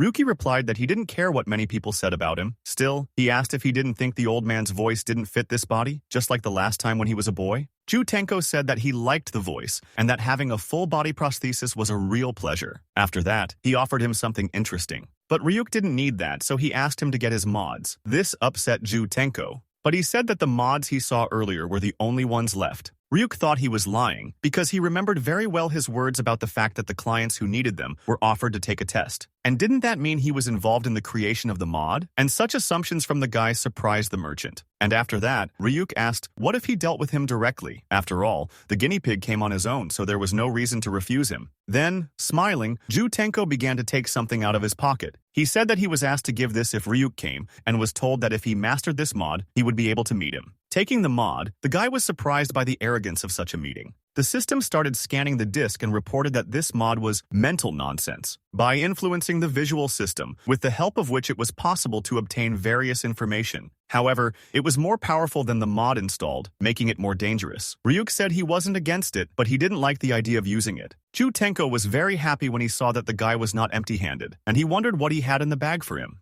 The guy said that this magic stone dropped from the dungeon boss, and he asked him to deduct the commission for the mod, which Ju Tenko was ready to do with pleasure. He also noted that even if the guy was wanted, he could come to him at any time. Walking down the street, Ryuk realized that the cost of the magic stone and the income from his video on YouTube were not worth it. At that moment, the system could not help but offer to scroll the boxes a couple of times. But the guy replied that it was not the time for that, because he had to meet someone. The system did not believe that the master could have another meeting, and it thought that he was joking. After all, he had zero social skills. But there was the one with whom the meeting was scheduled. Ryuk did not expect that this guy would be so nimble. The system didn't understand what was going on? Who was this guy? After all, its master couldn't have had any friends. Garcia greeted Ryuk happily and asked how he was doing. But the boy didn't answer. Then Garcia pointed his finger at the Yggdrasil tree. He seemed to be very pleased with this meeting. After all, they also used to come to this place and spend time there. But Ryuk wasn't very happy with those memories, since a lot of time had passed. Garcia decided to ask if he could spare him a minute. Then, clenching his fist, Ryuk replied that he just wanted to talk to him. Garcia was glad about this and said that he should have contacted him a little earlier, and then he made a strange gesture behind him. He thought that what happened 3 years ago was really terrible, because at that time he didn't know what to do. After all, saving the unknown was a risk to life, and at that time, they were being watched by agents in suits. It was late, but Garcia still wanted to apologize. He also noticed that Ryuk's face stood out too much, so he suggested going to a safe place. The guy liked it and agreed. After all, he really was afraid of human eyes.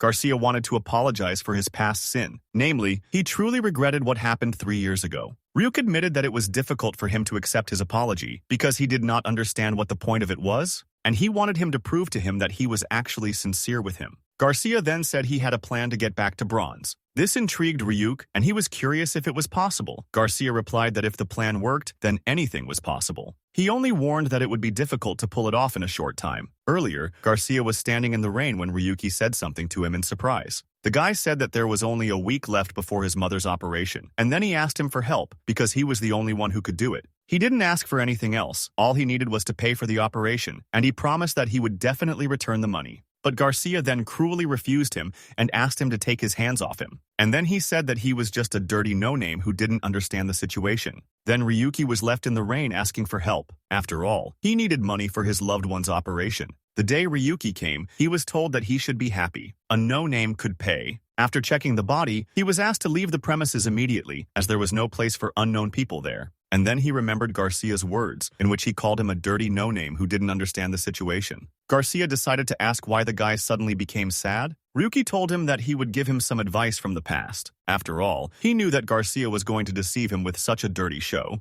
because the guy had previously found out what guild he was in, since he belonged to the Ratia space aliens, locked in the Labyrinth. Not long ago, the world in the Labyrinth of their game was destroyed, and Ryuki believed that Garcia was in despair. He only wondered what he was going to do after that. Hearing this, Garcia was frightened and began to deny that such a thing could not happen. Ryuki said that no matter what happened between them in the past, he still didn't need his help. Suddenly, Garcia asked him not to leave and offered to sell him information about Lindsay. As a former member, he was surprised how the guy didn't know about it, that the guild leader was Rinfol's older brother, Darius. After that, he asked Ryuki if he was the one who made this strategic plan. Gabriel had told him earlier that although he was a newbie, the level of development was quite high. The ace who was before Rinfol Darius, and he considered this guy to be the absolute pinnacle of the Lindsay Guild. And Garcia also considered Gabriel Darius a heartless blockhead. So he assumed that Ryuki would probably know how terrible that man was, and he was sure that he should listen to him. After all, he just wanted to discuss his plan. He asked to be allowed to use his channel for advertising, and this might require using certain content, but Ryuki wouldn't listen to him, so he destroyed the information about Lindsay. This surprised Garcia greatly, but Ryuki said that he didn't need such garbage information. Garcia began to speak differently after this, because of his plan he had to shamefully swear in front of him.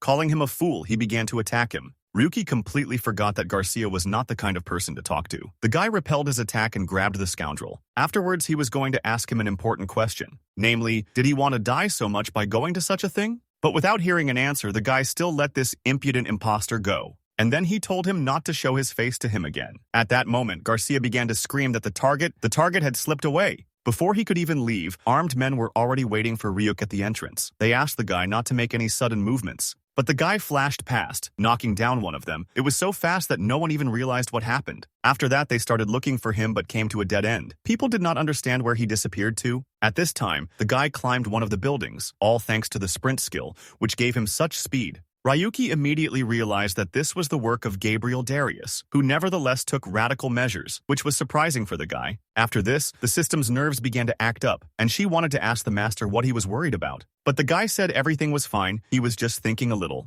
But now Ryuk knew what to do next, and for now, he was going to return to WAP. Returning to the boss, he told Garcia that he had disappointed him, but he had trusted him. Gabriel did not expect to receive such an answer for his faith in this man. Garcia said he was very sorry, but he had information about Ryuk. He started saying that the guy was 25 years old, but Gabriel didn't let him finish because every time he opened his mouth, he let him down, which he didn't like at all. He wondered if Garcia really thought Lindsay couldn't know such information about her former employees, and then he said he wasn't there to listen to such trivial things. After hinting at the random box, Garcia said that this guy must have won the right to create an account using gacha, and Garcia asked for a chance to find out more. Gabriel said there was a record that the right to create an account had indeed been knocked out, but the bandits put it up for auction, where bidding was held. Moreover, there were no terminals available in the area where the boy lived, and he thought that Ryuki had an adherent, and so he hoped to get more detailed information from the people around him. Garcia was angry because enough time had passed since Ryuki became a no-name that he simply couldn't know who he was currently friends with. Gabriel told this Garcia that he had wasted his time without providing any help, and he considered him a very low person and a gambler, capable of selling even his friends for profit, even lower in status than a no-name.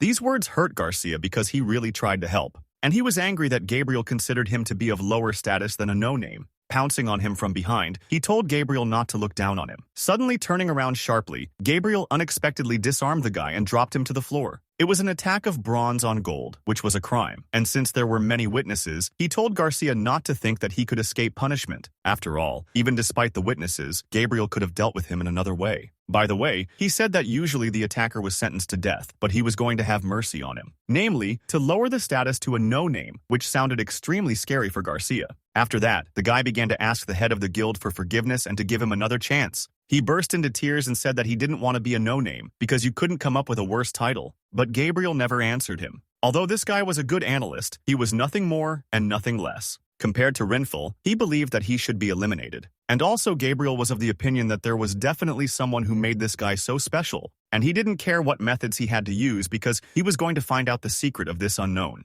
This was the same village that Ryuk had visited earlier. One day, the most powerful lightning in history struck there. It was Ryuk who arrived there with the help of a rank R teleportation stone. But this teleportation feature only worked with this village. The system suddenly decided to ask the master when he would spin the gacha. After all, they were just lazing around all this time. But Ryuk was on his own wavelength. The guy said that it was not only the size of the village that was important, but also the number of players who had access to it. After all, there should not be too many, and not too few. This information was needed for the next step in his plan, because he wanted them to become witnesses. After all, the number of views has increased dramatically since he showed his face. Unable to ignore this, Lindsay will start acting openly. He was also competing with the top guild and the creators of WAP, and for the ace Lindsay, Ryuk was going to set a small trap. But still, the guy returned to the question about the system's random boxes and replied that it was high time to spin gacha. This time he did not go unnoticed because more and more people noticed him because they watched those same videos from the dungeons. And since there had been rumors about a no-name recently, many thought that this guy just decided to show off to them, and some thought that it was not worth approaching him at all because it could be a trap.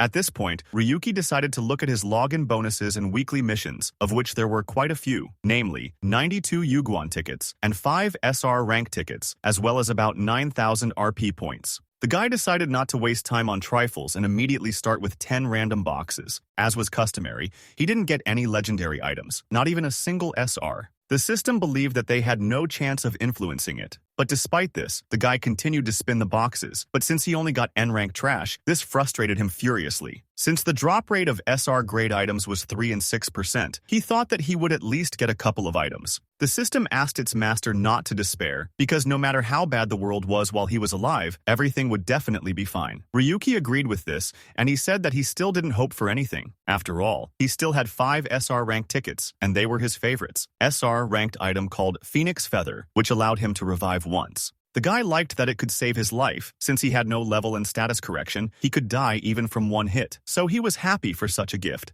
But that was just the beginning because he had 4 more boxes. Ryuki was hoping that he would get a weapon or some kind of skill, SR rank electric toothbrush, and then the system loudly shouted that it was a success. She told the master that he was incredible because he constantly received ordinary brushes and finally knocked out the SR rank. Laughing through tears, the boy thought it was some kind of joke, and maybe this brush had hidden skills. The system responded with pathos that there was a star on the object, and it was a special brush that could be used in the real world. But the guy was interested in something other than this garbage information, and then the system said that if he uses it, his carries will disappear. In addition, it even worked on batteries, said with pathos. But Ryuki was angry because this was not what he wanted to hear. The guy realized that if it came down to it, the rest of the items should have been used all at once. He thought it could increase the chance of something worthwhile. He confidently decided to do this, after which he opened the remaining 3 boxes. Ryuki prayed that it was a weapon he could use. He got 3 identical items, namely exactly the same swords and pistols, which really upset him because what were the chances of getting 3 identical items at the same time? Falling to his knees, he gathered a huge crowd that did not understand what was happening. Only one vacuum cleaner, swinging from side to side, laughed so much that its battery almost swelled.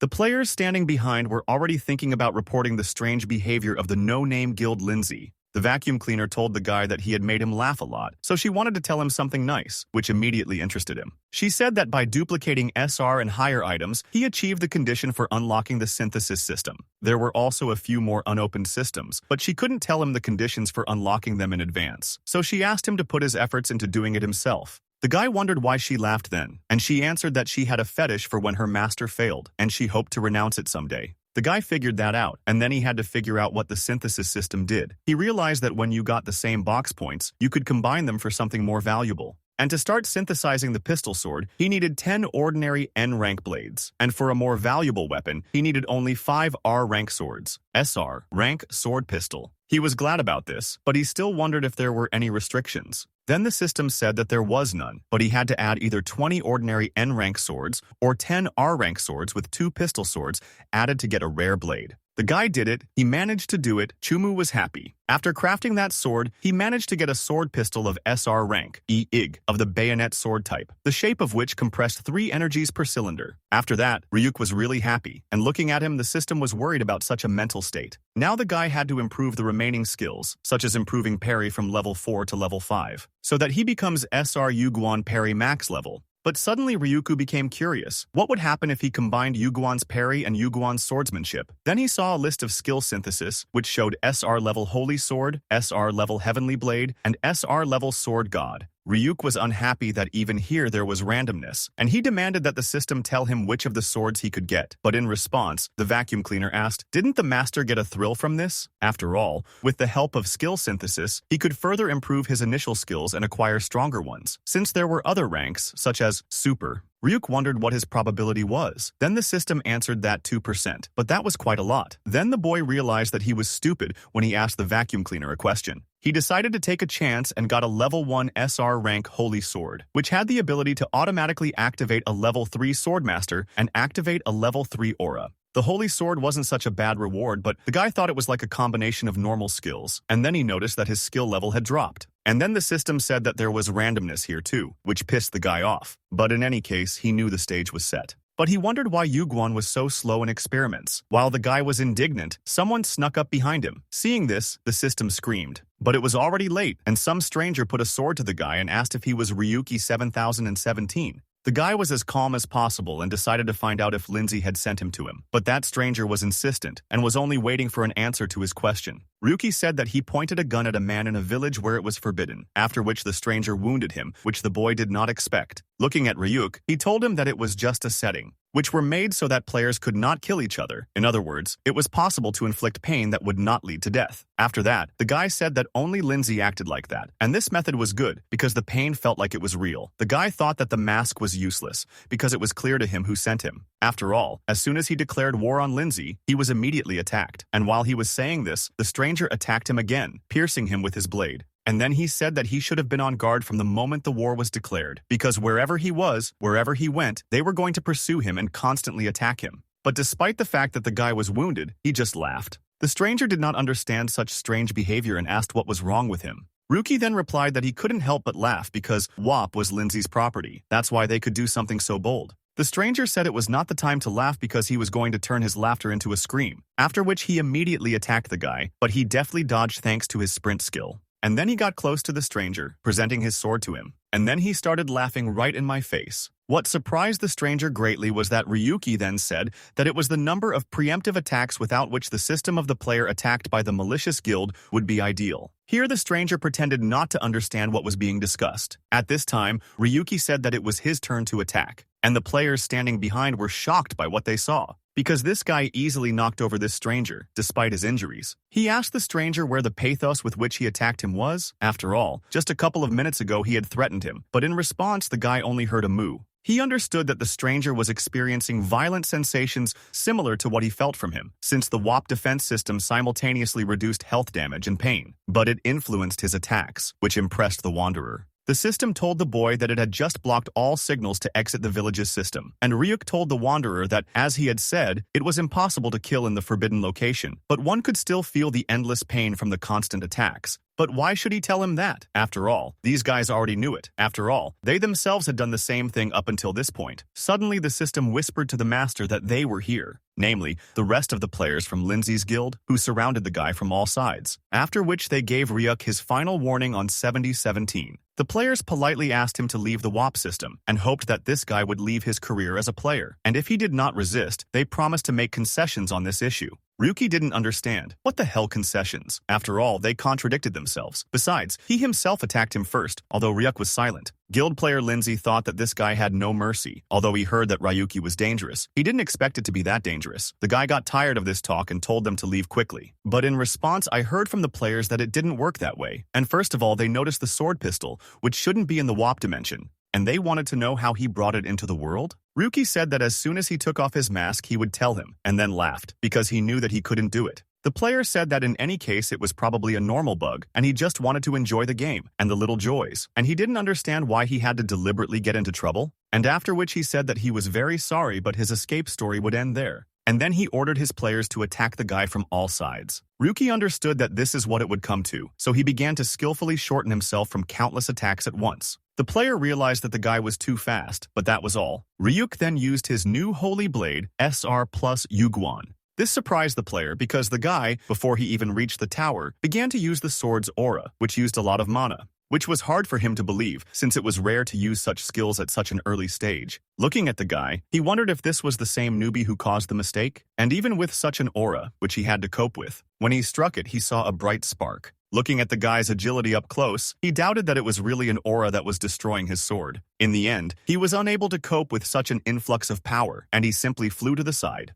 Considering it impossible, how did this guy manage to do this? The player couldn't have guessed that, because Ryuk had the same skill as parry, and he thought it was worth waiting for its effect to wear off. Ryuki decided to assume that the player was probably thinking about prolonging the fight, but he told him that he didn't fully understand the situation. After all, his skills didn't consume mana, which he proudly reported. The players certainly didn't expect this, and Ryuk told them that if they wanted a long fight, then in principle it was fine with him, since it could serve as a little training. Since up until now, the guy had only fought against monsters and he wanted to practice with someone, which surprised the guild player Lindsay, just like other players of lower ranks. At that moment, Ryuki attacked one of the players and he fell to the ground, saying that this guy had hit his hand pretty hard. Their leader didn't like this and told them not to let this guy attack them, because he could ignore the defense. Afterwards, the leader asked all the members of the squad to gather, and at that moment, Ryuk saw Erendite, Grand Saber, even the Dark Moon Knight. These were all famous weapons, which meant that after taking out his favorite sword, the player leader no longer had any intention of hiding his identity. After all, the guy knew his name well, Double Swordsman, Cassius. The image of a handsome man and a gentleman, and although he was not as good as Rinful, he had a fan club, and for Ryuk, it was unclear how he was going to ruin his reputation like this, which made Double Swordsman Cassius very angry, and he ordered the guy not to move. At that moment, he activated his illusion chains against the guy. And since physical attacks were forbidden, Dual Swordsman Cassius ordered his squad to attack with long-range attacks, after which they used the power of magic such as Magnum Shot, Rapid Lightning, and Dragon Breath. The players realized that they had figured out the guy's parrying skill. Now they had to hit him with all their attacks instantly. They were sure that he would not be able to cope with this because he was bound by magical chains. But as Ryuk had guessed, the Divine Blade SR Plus was not just a show, and the system revealed that thanks to its power, it could even deal damage to a non-physical object. Although it was a little disappointing for Ryuk because he was thinking about countermeasures for long-range attacks, but just swinging the sword, everything happened by itself. Looking at this, the squad leader swore. And then, with disappointment, he ordered all participants to attack again. Suddenly, after a couple of seconds, he fell to the ground and only the surprised voices of the participants could be heard, asking if everything was okay with him. After all, this was the first time the captain had taken a bullet, and he didn't feel like he had defeated the boss with one blow, like before. When the other participants saw the guy's weapon, they were surprised, because it simply couldn't be there. It wasn't in the WAP system. But no matter how you look at it, it was still a trigger, which could hold back a bunch of big monsters, but if the enemy was a human, then that was a completely different story. There were no firearms in WAP, and even the elite couldn't handle it. And Ryuk was curious, why would the Lindsay Guild players? The guy said that since they attacked him first, they would die from pain or shock. Then he began to carry out what he had planned. And at this time, one of the guilds watched all this in horror, believing that this could not have happened, blaming it all on the fact that it was a mistake. Otherwise, how can this be explained? But still, it became more and more interesting for them. The system reported that these people's evasion and defense were dependent on their status, so there were too many loopholes in their movements. How were they different from the master, who was always on the verge of life and death? She also said that she blocked them from logging out of the system, which was a shame, because they couldn't escape the pain. The guy understood that in any case, they were the best players in Lindsay's guild, and they had safety devices for mental protection. Suddenly, the guy saw a bright glow high in the sky, and then a strong lightning strike struck right next to him. The guy realized that this was someone's skill. He had previously had to watch it on video so often that he even got tired of it. And if you don't master the art of the spear, it will be impossible to learn it. In WAP, this was one of the rare long-range skills, and then he saw the meteor shower with his own eyes.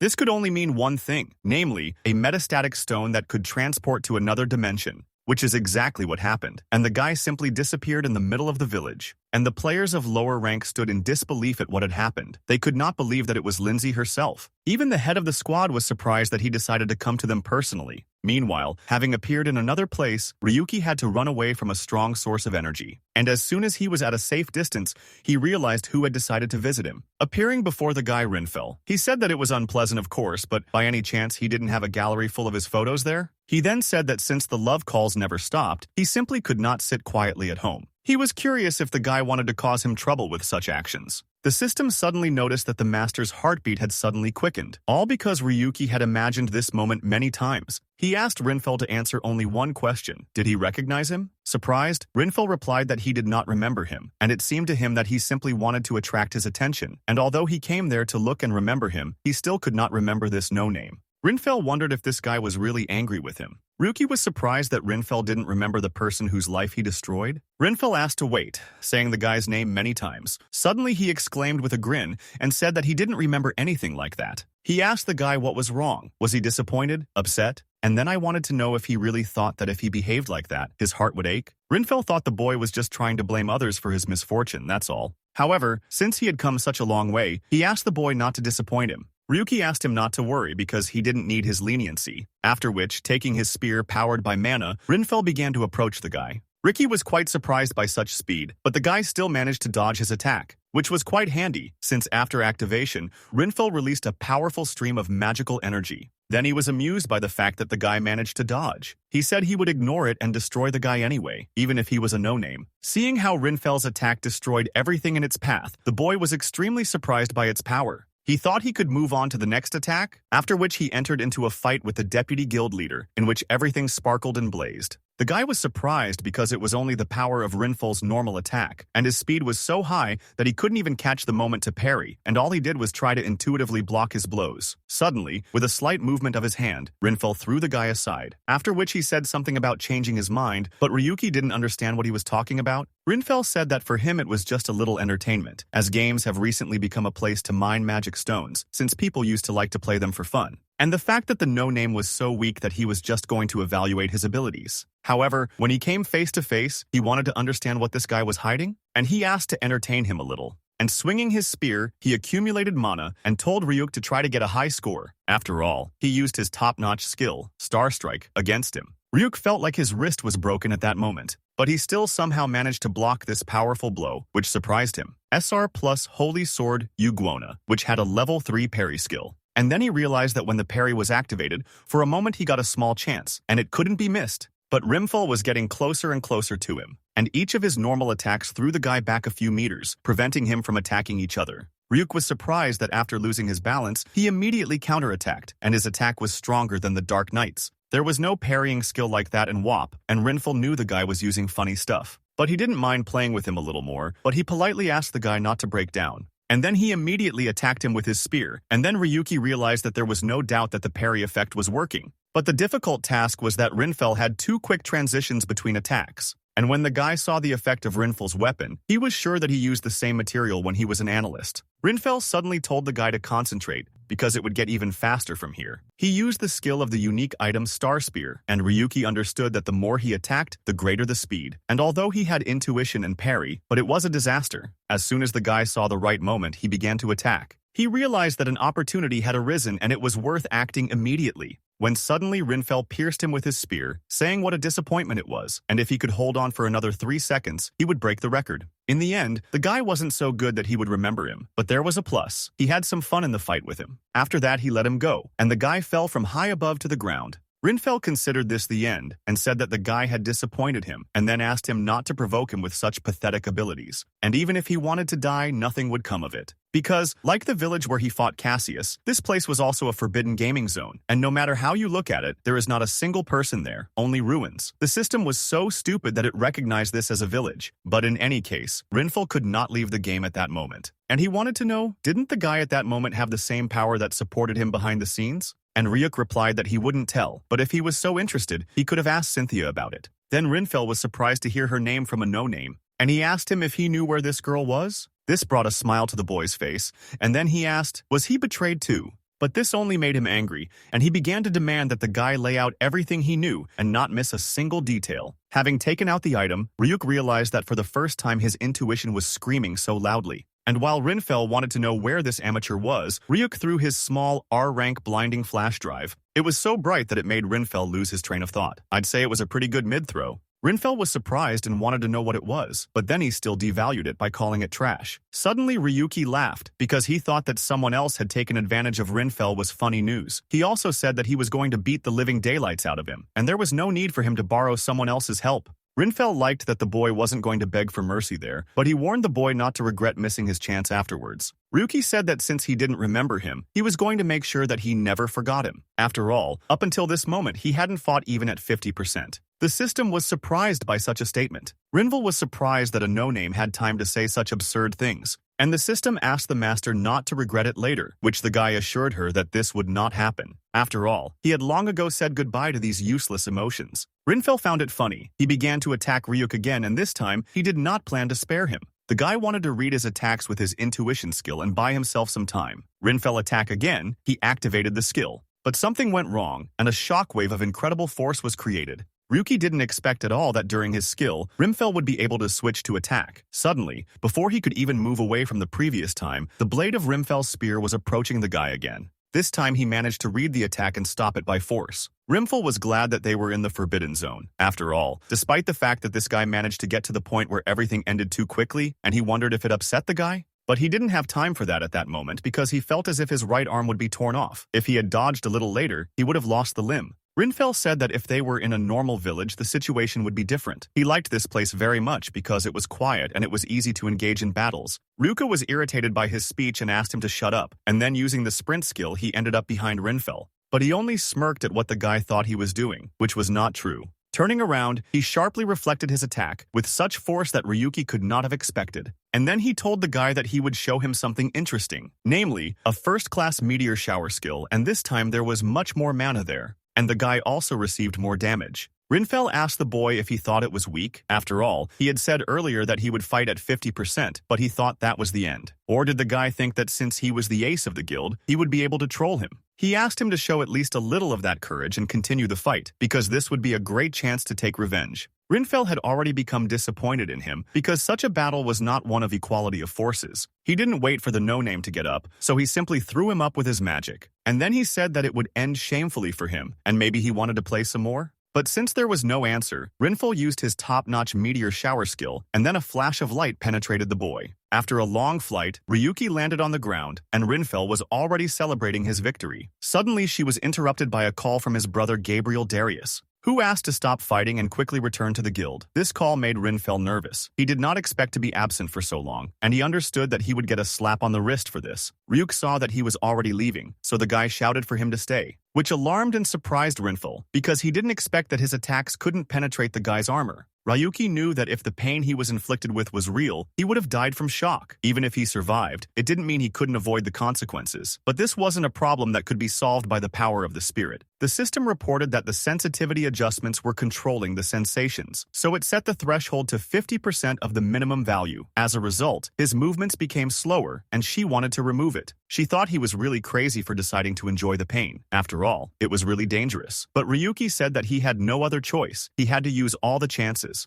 There was no other way but to constantly clash with each other. Rinfell was very impressed that it happened again. He wanted to know what kind of bug it was. He told the guy that it would be better if he didn't get up, but the guy only asked if he was afraid of Gabriel Darius. And what did he send him? But then Ryuki remembered that Rinfell was an ordinary pawn, because he would hardly have decided to come to him himself, and he guessed that Gabriel must have been as angry as a raging flame. After these words, the boy took out his N-rank rusty dagger. Rinfell felt that Ryuki was in complete despair, so he allowed him to say whatever he wanted. Suddenly, the guy's sword flew past his neck at great speed, and then a scream was uttered. Then Ryuki asked with a grin if he had let his guard down, and then the guy asked him not to scream like that just because he had gotten a small scratch. But if this was the first time he had ever experienced it, he congratulated him on it. He noted that no matter how effective the armor was in reducing injury and pain, his attacks did not follow these rules. Rinfell couldn't resist and called the guy a bad word. Then he assumed that it made him angry, but Ryuki asked not to worry, because he still had many such gifts. Then the guy started teasing him, enticing him with his finger and talking about an attack, which worked perfectly, after which the embittered Rinfell began to attack. But this time he failed, as Ryuk became dominant. What surprised him was that he didn't understand how this guy could read his attacks. He must have been badly injured, but what happened? The guy said that when he was an analyst, he studied Rinfel's style until he lost his pulse to improve his strategies. Basically, the patterns he used for combat, and even predicted the behavior of habits in combat. And at that moment, the boy learned that Rinfel had never experienced such pain, and his only mistake was that he lost concentration. Rinfel was pretty exhausted from his injury, and he wanted to finish the fight as soon as possible. Therefore, having thrown out magic, he was going to finish everything with one blow. He immediately used such skills as Supersonic Sonic Attack Acceleration, Super Strong Knuckles Attack Enhancement, Double One-Time Damage, 7 stars Critical Strike Increase, and all the techniques he had previously used only to attack the boss. This made Ryuk happy, as he was waiting for the moment when Rinfel would start using his special skills. All he could do was cut short and stay away from the arcade's restricted area, which was pretty easy to do in such an open area. Rinfel started chasing him and saying that he couldn't escape. But the guy decided to use his N rank items and throw them away along the way, thereby delaying Rinfel. After all, if he couldn't avoid the attack, then he should have reduced the damage of the attack. So he threw out all the trash that fell to him from the gacha,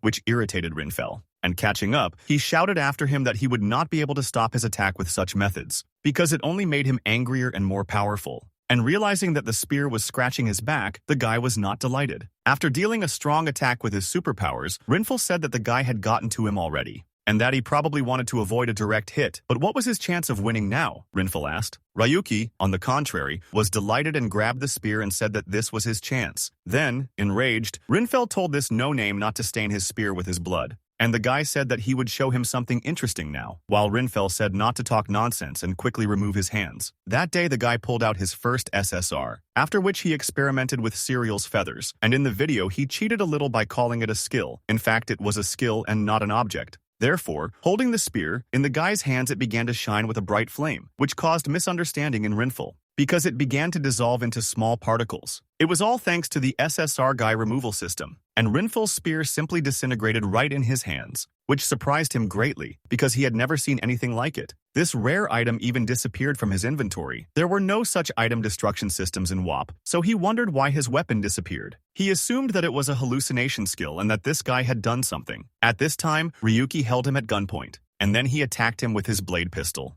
The guy said he was aiming for the heart, but it turned out he had good reactions, like an ace. Rinfel just wanted to know what he did with his weapon. Ryuki told him that he didn't realize the situation he was in, because the weapon he was proud of no longer existed in this world because its data had been erased. This was the concept of delete, and to use this skill, you only had to touch the target for more than 5 seconds. The only limitation was that you could use this skill 4 times a week. Rinfel didn't know what this trick was, but he was sure that defeating the guy would solve this problem. The guy started to tick and told Rinfel to catch him, which angered him. And he said that he would catch this scoundrel and that he would not live. Suddenly, while catching up with the guy, something went wrong and an explosion occurred. Rinfel didn't understand what was going on, and then the flash hit him too, causing damage to him. At that moment, Ryuki said that it would be better for him not to make any unnecessary movements, because he had planted many more similar devices there, which surprised Rinfel. The guy said that he didn't hear it wrong, because there were traps everywhere. That's why he lured him there. Ryuk asked if Rinfel thought about the fact that he didn't know about this place, but he only began to use obscene language in response.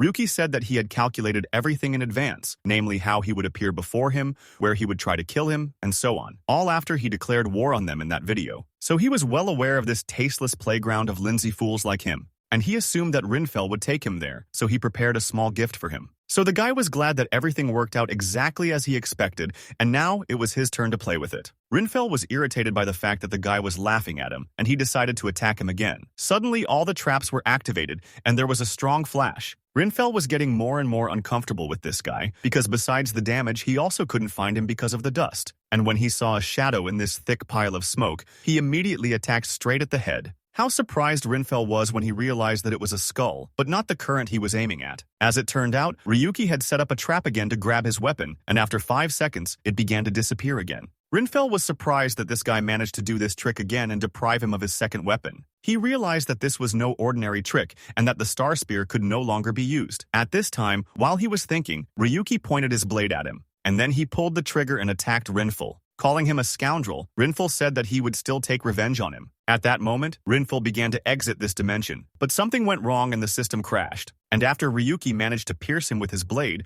and Rinfel still couldn't understand why he couldn't get out, all because Yuguan had previously blocked his exit system. Ryuki began to laugh at the fact that the ace of the Lindsay Guild wanted to escape so shamefully. And then he put his hand on his face and said his name, while he was horrified and did not understand why he had not managed to get out. The guy said he used to be Lindsay's guild analyst and he wanted to know if he remembered him, but Rinfel said that there was no need for him to remember such things, because it was too meaningless information. Rinfel didn't quite understand what this guy was talking about. Ryuki then explained that, as a rule, one player only had one account, and if a player lost their account for some reason, they could never get it back. And some time ago he had a question: can the delete skill really destroy account data? Ryuki wanted him to remember him well, since he couldn't remember who he was before, but Rinfel only told him to take his hand away. Then the guy started counting the time, which started from 5. Then he said the number 4, and Rinfel yelled at him to stop. Then the boy said the number 3, and then Rinfel began to remember how his brother had previously asked him to gather information about Ryuk in 7017 before his exile, who asked him to act with caution as he had a bad feeling. And then Ryuk said the number 1, and at that moment something in Rinfel's ear started ringing. And he said that he understood everything and asked not to lecture him anymore, but then Ryuki said the number 0. With his last words, Rinfel asked him to stop. But it was already too late, and his body simply disappeared from under the guy's arms. After which the system informed the master that everything was over, and that he had worked hard. But Ryuki was surprised at that moment that this was the end. He even got angry that everything happened so quickly. And after a few seconds he relaxed, because he realized that everything had just begun. After all, there were still 1 or 2 people with whom he needed to deal. And when he said that one of them was Gabriel Darius, there was someone hiding behind him. And he took out his very strange blade from under his robe, after which he went towards the guy celebrating his victory. Ricky couldn't do anything when it touched him. The guy just thought, where could a dagger come from in this world? After which he appeared in another dimension, and then the system asked if the master was okay. But the guy was just thinking, where could the teleportation come from, and who set up this trap in the portal? Suddenly, behind him, he heard words saying that they hadn't seen each other for a long time. Afterwards, a portal appeared from which a man came out and called his name, and the guy wondered who it was. This man introduced himself as Arca from the Gaze Guild. Ryuki wondered if it was the guy from the guild that had made the top record in the dungeon. The man said that his real name was Arca, but there was another name he had used before, which perhaps it could have been familiar to him before. Pulling down her hood, the girl said that she thought they would never see each other again. When Ryuki saw this girl, he was in complete shock. He didn't expect that she would find him herself. After all, this is the same sweet girl who was in his guild and helped him. The guy couldn't even imagine that Cynthia would find him herself. As she said earlier, it was a fictitious name, and her real name is... Interrupting her, the guy started laughing so hard that he almost fell off his feet, saying rudely that he didn't care about her present. After all, she set him up, which is why he was expelled from the guild and made a no-name. And then she appeared before him, and no matter how much he thought about the reason, only one thing came to his mind. That Cynthia, or whoever she was, should have followed in Rinfel's footsteps. The girl said she had been keeping tabs on his whereabouts, but never thought he would become a player. The guy said that he and Rinfel were the bastards from Lindsay, and that he was always thinking about how to deal with them. If he hadn't had that goal, he would have died long ago, just like they wanted.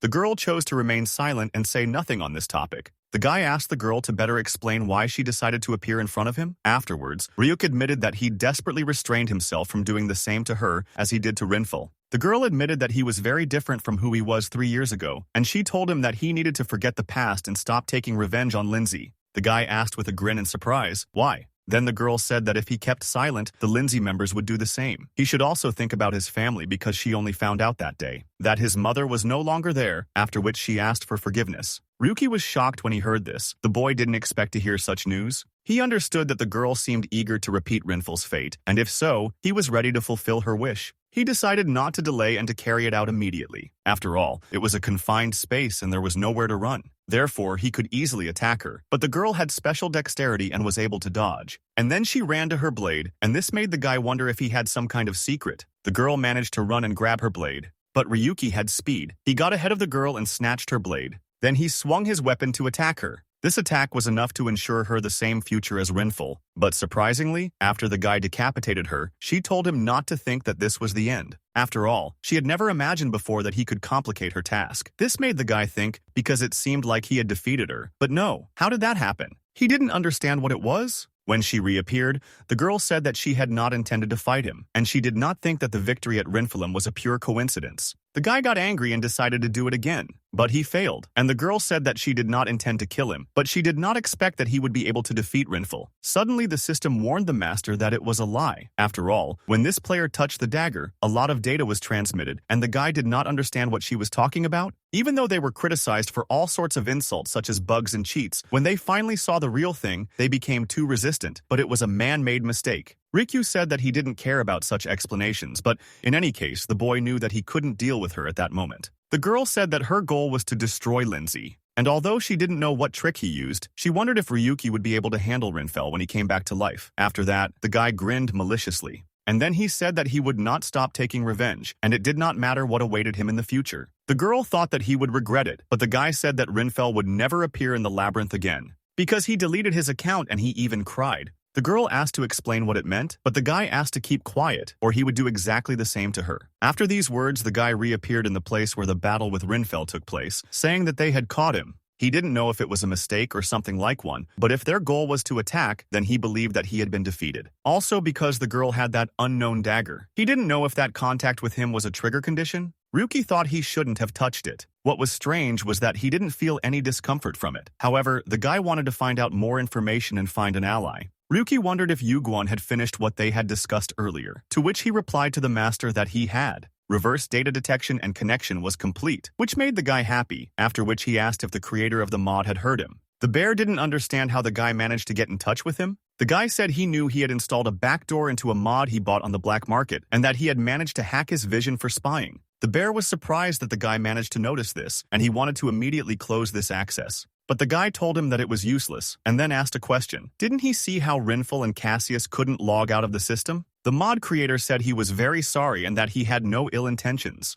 But Ryuki said he didn't care if it was malicious or not. He wanted to know, even though it was just a test, was he going to control him? But the bear didn't know what to say from shock. Then the guy asked to show him his face for a minute, and then he could forgive him. He told him to come to Yorozuya tomorrow night at 8 o'clock, but if he wasn't there, he would delete all his data, which scared the mod creator. He understood the guy and decided to ask him one question. He was wondering when he was fighting Rinfel. The signal went out for a moment and the bear wanted to know if it was his doing. The guy at that moment was thinking about how he couldn't sense Cynthia when she was close to him, and he considered it too dangerous a bug. So he wanted to deal with her. And he asked the bear if he was capable of asking such questions, and then he told him that if he didn't want to become like Rinfel, then he should have kept his mouth shut and not caused him any trouble. That evening, the boy came to the merchant in Yorozuya, with words about being offended because despite the fact that he came, the bear did not appear, and he was wondering if the trader was ready to make a deal with him. Jutenko didn't understand what the guy meant. After all, the creator of the mod was already there, didn't he see it? Tenko asked. Ryuk said he wasn't in the mood for jokes, and if he was hiding something he should have spilled the beans right away. When suddenly he heard words from the creator that he was there. It was a bear who said that he was the creator of mods and was happy to meet him. When the guy saw this toy, he thought it was some kind of joke. When he grabbed him, he told him that there was no need to be angry anymore because he could start all over again. But the bear asked the guy not to press so hard because he could break him. Ryuki asked him not to worry because it wouldn't come to that. Suddenly the guy saw that Jutenko was lying there as if unconscious, and wondered what was going on. Then the mod maker replied that he should have just shown him everything directly, rather than explaining it, because that was why he hadn't moved his body for a while. And the person who was talking to him at that moment was the creator of the mod. His name was Suzuki5555, and earlier Jutenko had talked to him, and he was wondering if it was time for the guy to let him go to make a deal. Ryuki noticed that the bear's voice had changed abruptly, and he was curious as to who was behind it. The system reported that there was no doubt that it was the same creature. It turned out that it was possible to programmatically control one's personality, using multiple full-body prosthetics. Ryuki wanted to know why he bothered so much with his identity then. Tenko noticed that his visitor was indeed very perceptive, and that he did not look like the prosthetic body from last time. But before they got down to business, Suzuki wanted to congratulate him on defeating Rinfel, but he was still curious. How did the guy get such an ability? Ryuki noticed that the bear's voice changed every time. Was it Suzuki 45's? He told the bear that he didn't have to answer him, and first he wanted him to reveal his true identity. Suzuki admitted that it was better than his explanation, and he believed that the delete skill should have been hidden from prying eyes. The boy thanked him for the advice, but it was too late. Suddenly, the system reported that the video editing was completed, namely the video of the fight with Rinfel. The guy thought that the video of their fight was posted uneducated. Suzuki was surprised by the guy's statement. He thought he was crazy, and then he asked about whether he hadn't realized that Lindsay would gather all her strength to attack him. The guy replied that this was exactly what he wanted, because this way Lindsay would show everyone that they were afraid of no-names, who were looked down upon. Suzuki wondered if there was any point in that at all. After all, the guy was already in the crosshairs. Ryuki didn't quite understand what he meant, but the bear asked him to stop because he didn't want to talk about unpleasant things. Jutenku told the boy that for Suzuki, questions that weren't related to his activities were too troublesome. And then he wanted to show them something interesting, namely, a live video that covered a radius of 100 meters. This was a very useful thing for identifying people who were targeting his store. There they saw the Black Mamba people, located at a distance of 47 meters from them. Ryuki was surprised that these guys were still there, planning some mischief again. But suddenly he realized that it was just a bait, because these guys were most likely the real employers. Afterwards, he saw the Iron Blood people at a distance of 47 meters and wondered who they were. Jutenko said that it was a fairly large organization that made money from shady dealings in the red light district, and the likelihood that they were dealing with Lindsay was extremely low. After all, the boss had long since left the game due to an accident, and there were rumors that Lindsay's guild was involved. Ryuk understood, but he thought it was stupid to explain about the efforts to those who destroyed him, and the boy wanted to know how all this related to the merchant's true identity. Jutenko said that this should have been discussed in a safer place, since the guy was being followed. Ryuki understood that whether it was Jutenko or Suzuki, each prosthesis had its own purpose, and this was exactly what he needed, because earlier he was looking for a partner who would help him achieve his goal. Jutenko said that the basement of the store was connected to the sewer of the entertainment district, and they were in a safe place, and after the system scanned the place, Ryuki was convinced of the merchant's words. Going deeper, the guy did not understand what was in front of him, and Jutenko said that it was a warehouse where they collected prostheses and goods. In this place were his greatest masterpieces. The system had no doubts about human technology because it was of excellent quality, which it noted. But Ryuku was not interested in such things. The guy was most interested in what the merchant's name was, Jutenko, or Suzuki. The merchant said that he could call him Suzuki when he was a hacker, but suddenly he realized that words probably wouldn't convey the whole point. But anyway, before they made a deal, he wanted to explain who he was. His name was Anonymous. His age was over 20 but under 30. His gender was female. And unfortunately, that was all he knew. Which surprised Ryuki, because how could he not know who he was? The guy assumed that he developed schizophrenia because he spent too much time with his personalities. But Jutenko, after the guy's suggestion, only asked whether he knew about the explosion of Boeing 707. People thought it was a plane crash with no survivors. But in fact, only one person remained alive, who was a simple piece of coal, unable to identify himself or speak. This guy had surgery in a research lab, and some stranger gave him a complete prosthesis. After this story, the system realized what terrible creatures these people really were. Ryuk wondered if the merchant was the survivor. Then he said that to be more precise, it was Vashira. At the moment of the accident, all his memories were mixed up. He didn't know the soul of the victim or anyone else, but now he was just artificially controlling all the personalities, so he didn't know other details. Ryuki decided to believe him, and then ask him what kind of deal he was planning to make with him. In response to this, Jutenko threw him some book, which Ryuki caught without understanding why he needed it. Suzuki decided to find out if the guy could add him to the Lindsay and Ratia guilds too, and then he asked if they had seen this video of the story of the escape from the depths of the sea in part 6, in which there was a raid on Lindsay's guild and the hunt for Rinfel Darius. Ryuki wondered if deleting data was a scam. After all, he had seen the uploaded video and it was fake. After all, an unknown fool had attacked there hundreds of times, for which Rinfel wanted to sue him, and the deletion skill was simply a fake. And if it was a lie, shouldn't Rinfel have just told the truth? At that very time, Rinfel himself was sitting in his office drinking drinks. He was angry because he couldn't accept that a no-name could trick him like that, and also about the fact that his account was deleted, along with all the accounts. And now, being a no-name, he considered himself a useless brother and the ace of the guild. But despite this, he asked his older brother to give him another chance. But he didn't understand how to give it to someone who ignored his warning, went to fight alone, and ended up losing his account. Gabriel told him that there would be no more chances from now on. Rinfel admitted that he had simply relaxed, for which he regretted, and asked his brother to create a new account for him. He said that from now on, he would do as he was told. After all, he was sure that there must be a way, for example, stealing another player's account or the right to create a new one. Darius couldn't believe his brother was saying such things. He thought it was ignorance, and he was ashamed that they were of the same blood. He then explained that there was typically only one account per person and that it was impossible to restore an expired account. After that, he called security and told his brother that it was time for him to go, and then Darius asked not to disturb him anymore. Rinfel considered his brother's words to be untrue because the Nunem also became a player. The guy was horrified at that moment, realizing that this was the end for him. He told the guards to take their hands off him because he didn't need their help. Darius didn't like this and kicked his brother out because he was tired of listening to his complaints, so he asked him not to come anymore. Rinfel thought it was stupid because Darius couldn't even look him in the eye normally at that moment. Suddenly, behind his back, a young man asked for forgiveness and asked if he was Rinfel, Darius. He also replied that if he was homeless, he could have looked for another goal, and even if that wasn't the case, he had no time for that at that moment. But the gentleman only laughed in response, calling Rinfel homeless, and then said that he had come to help him. After all, it seemed to him that this guy could use their strength. Showing Ryuk's photo from 7017, the gentleman asked if Rinfel wanted to hear his story.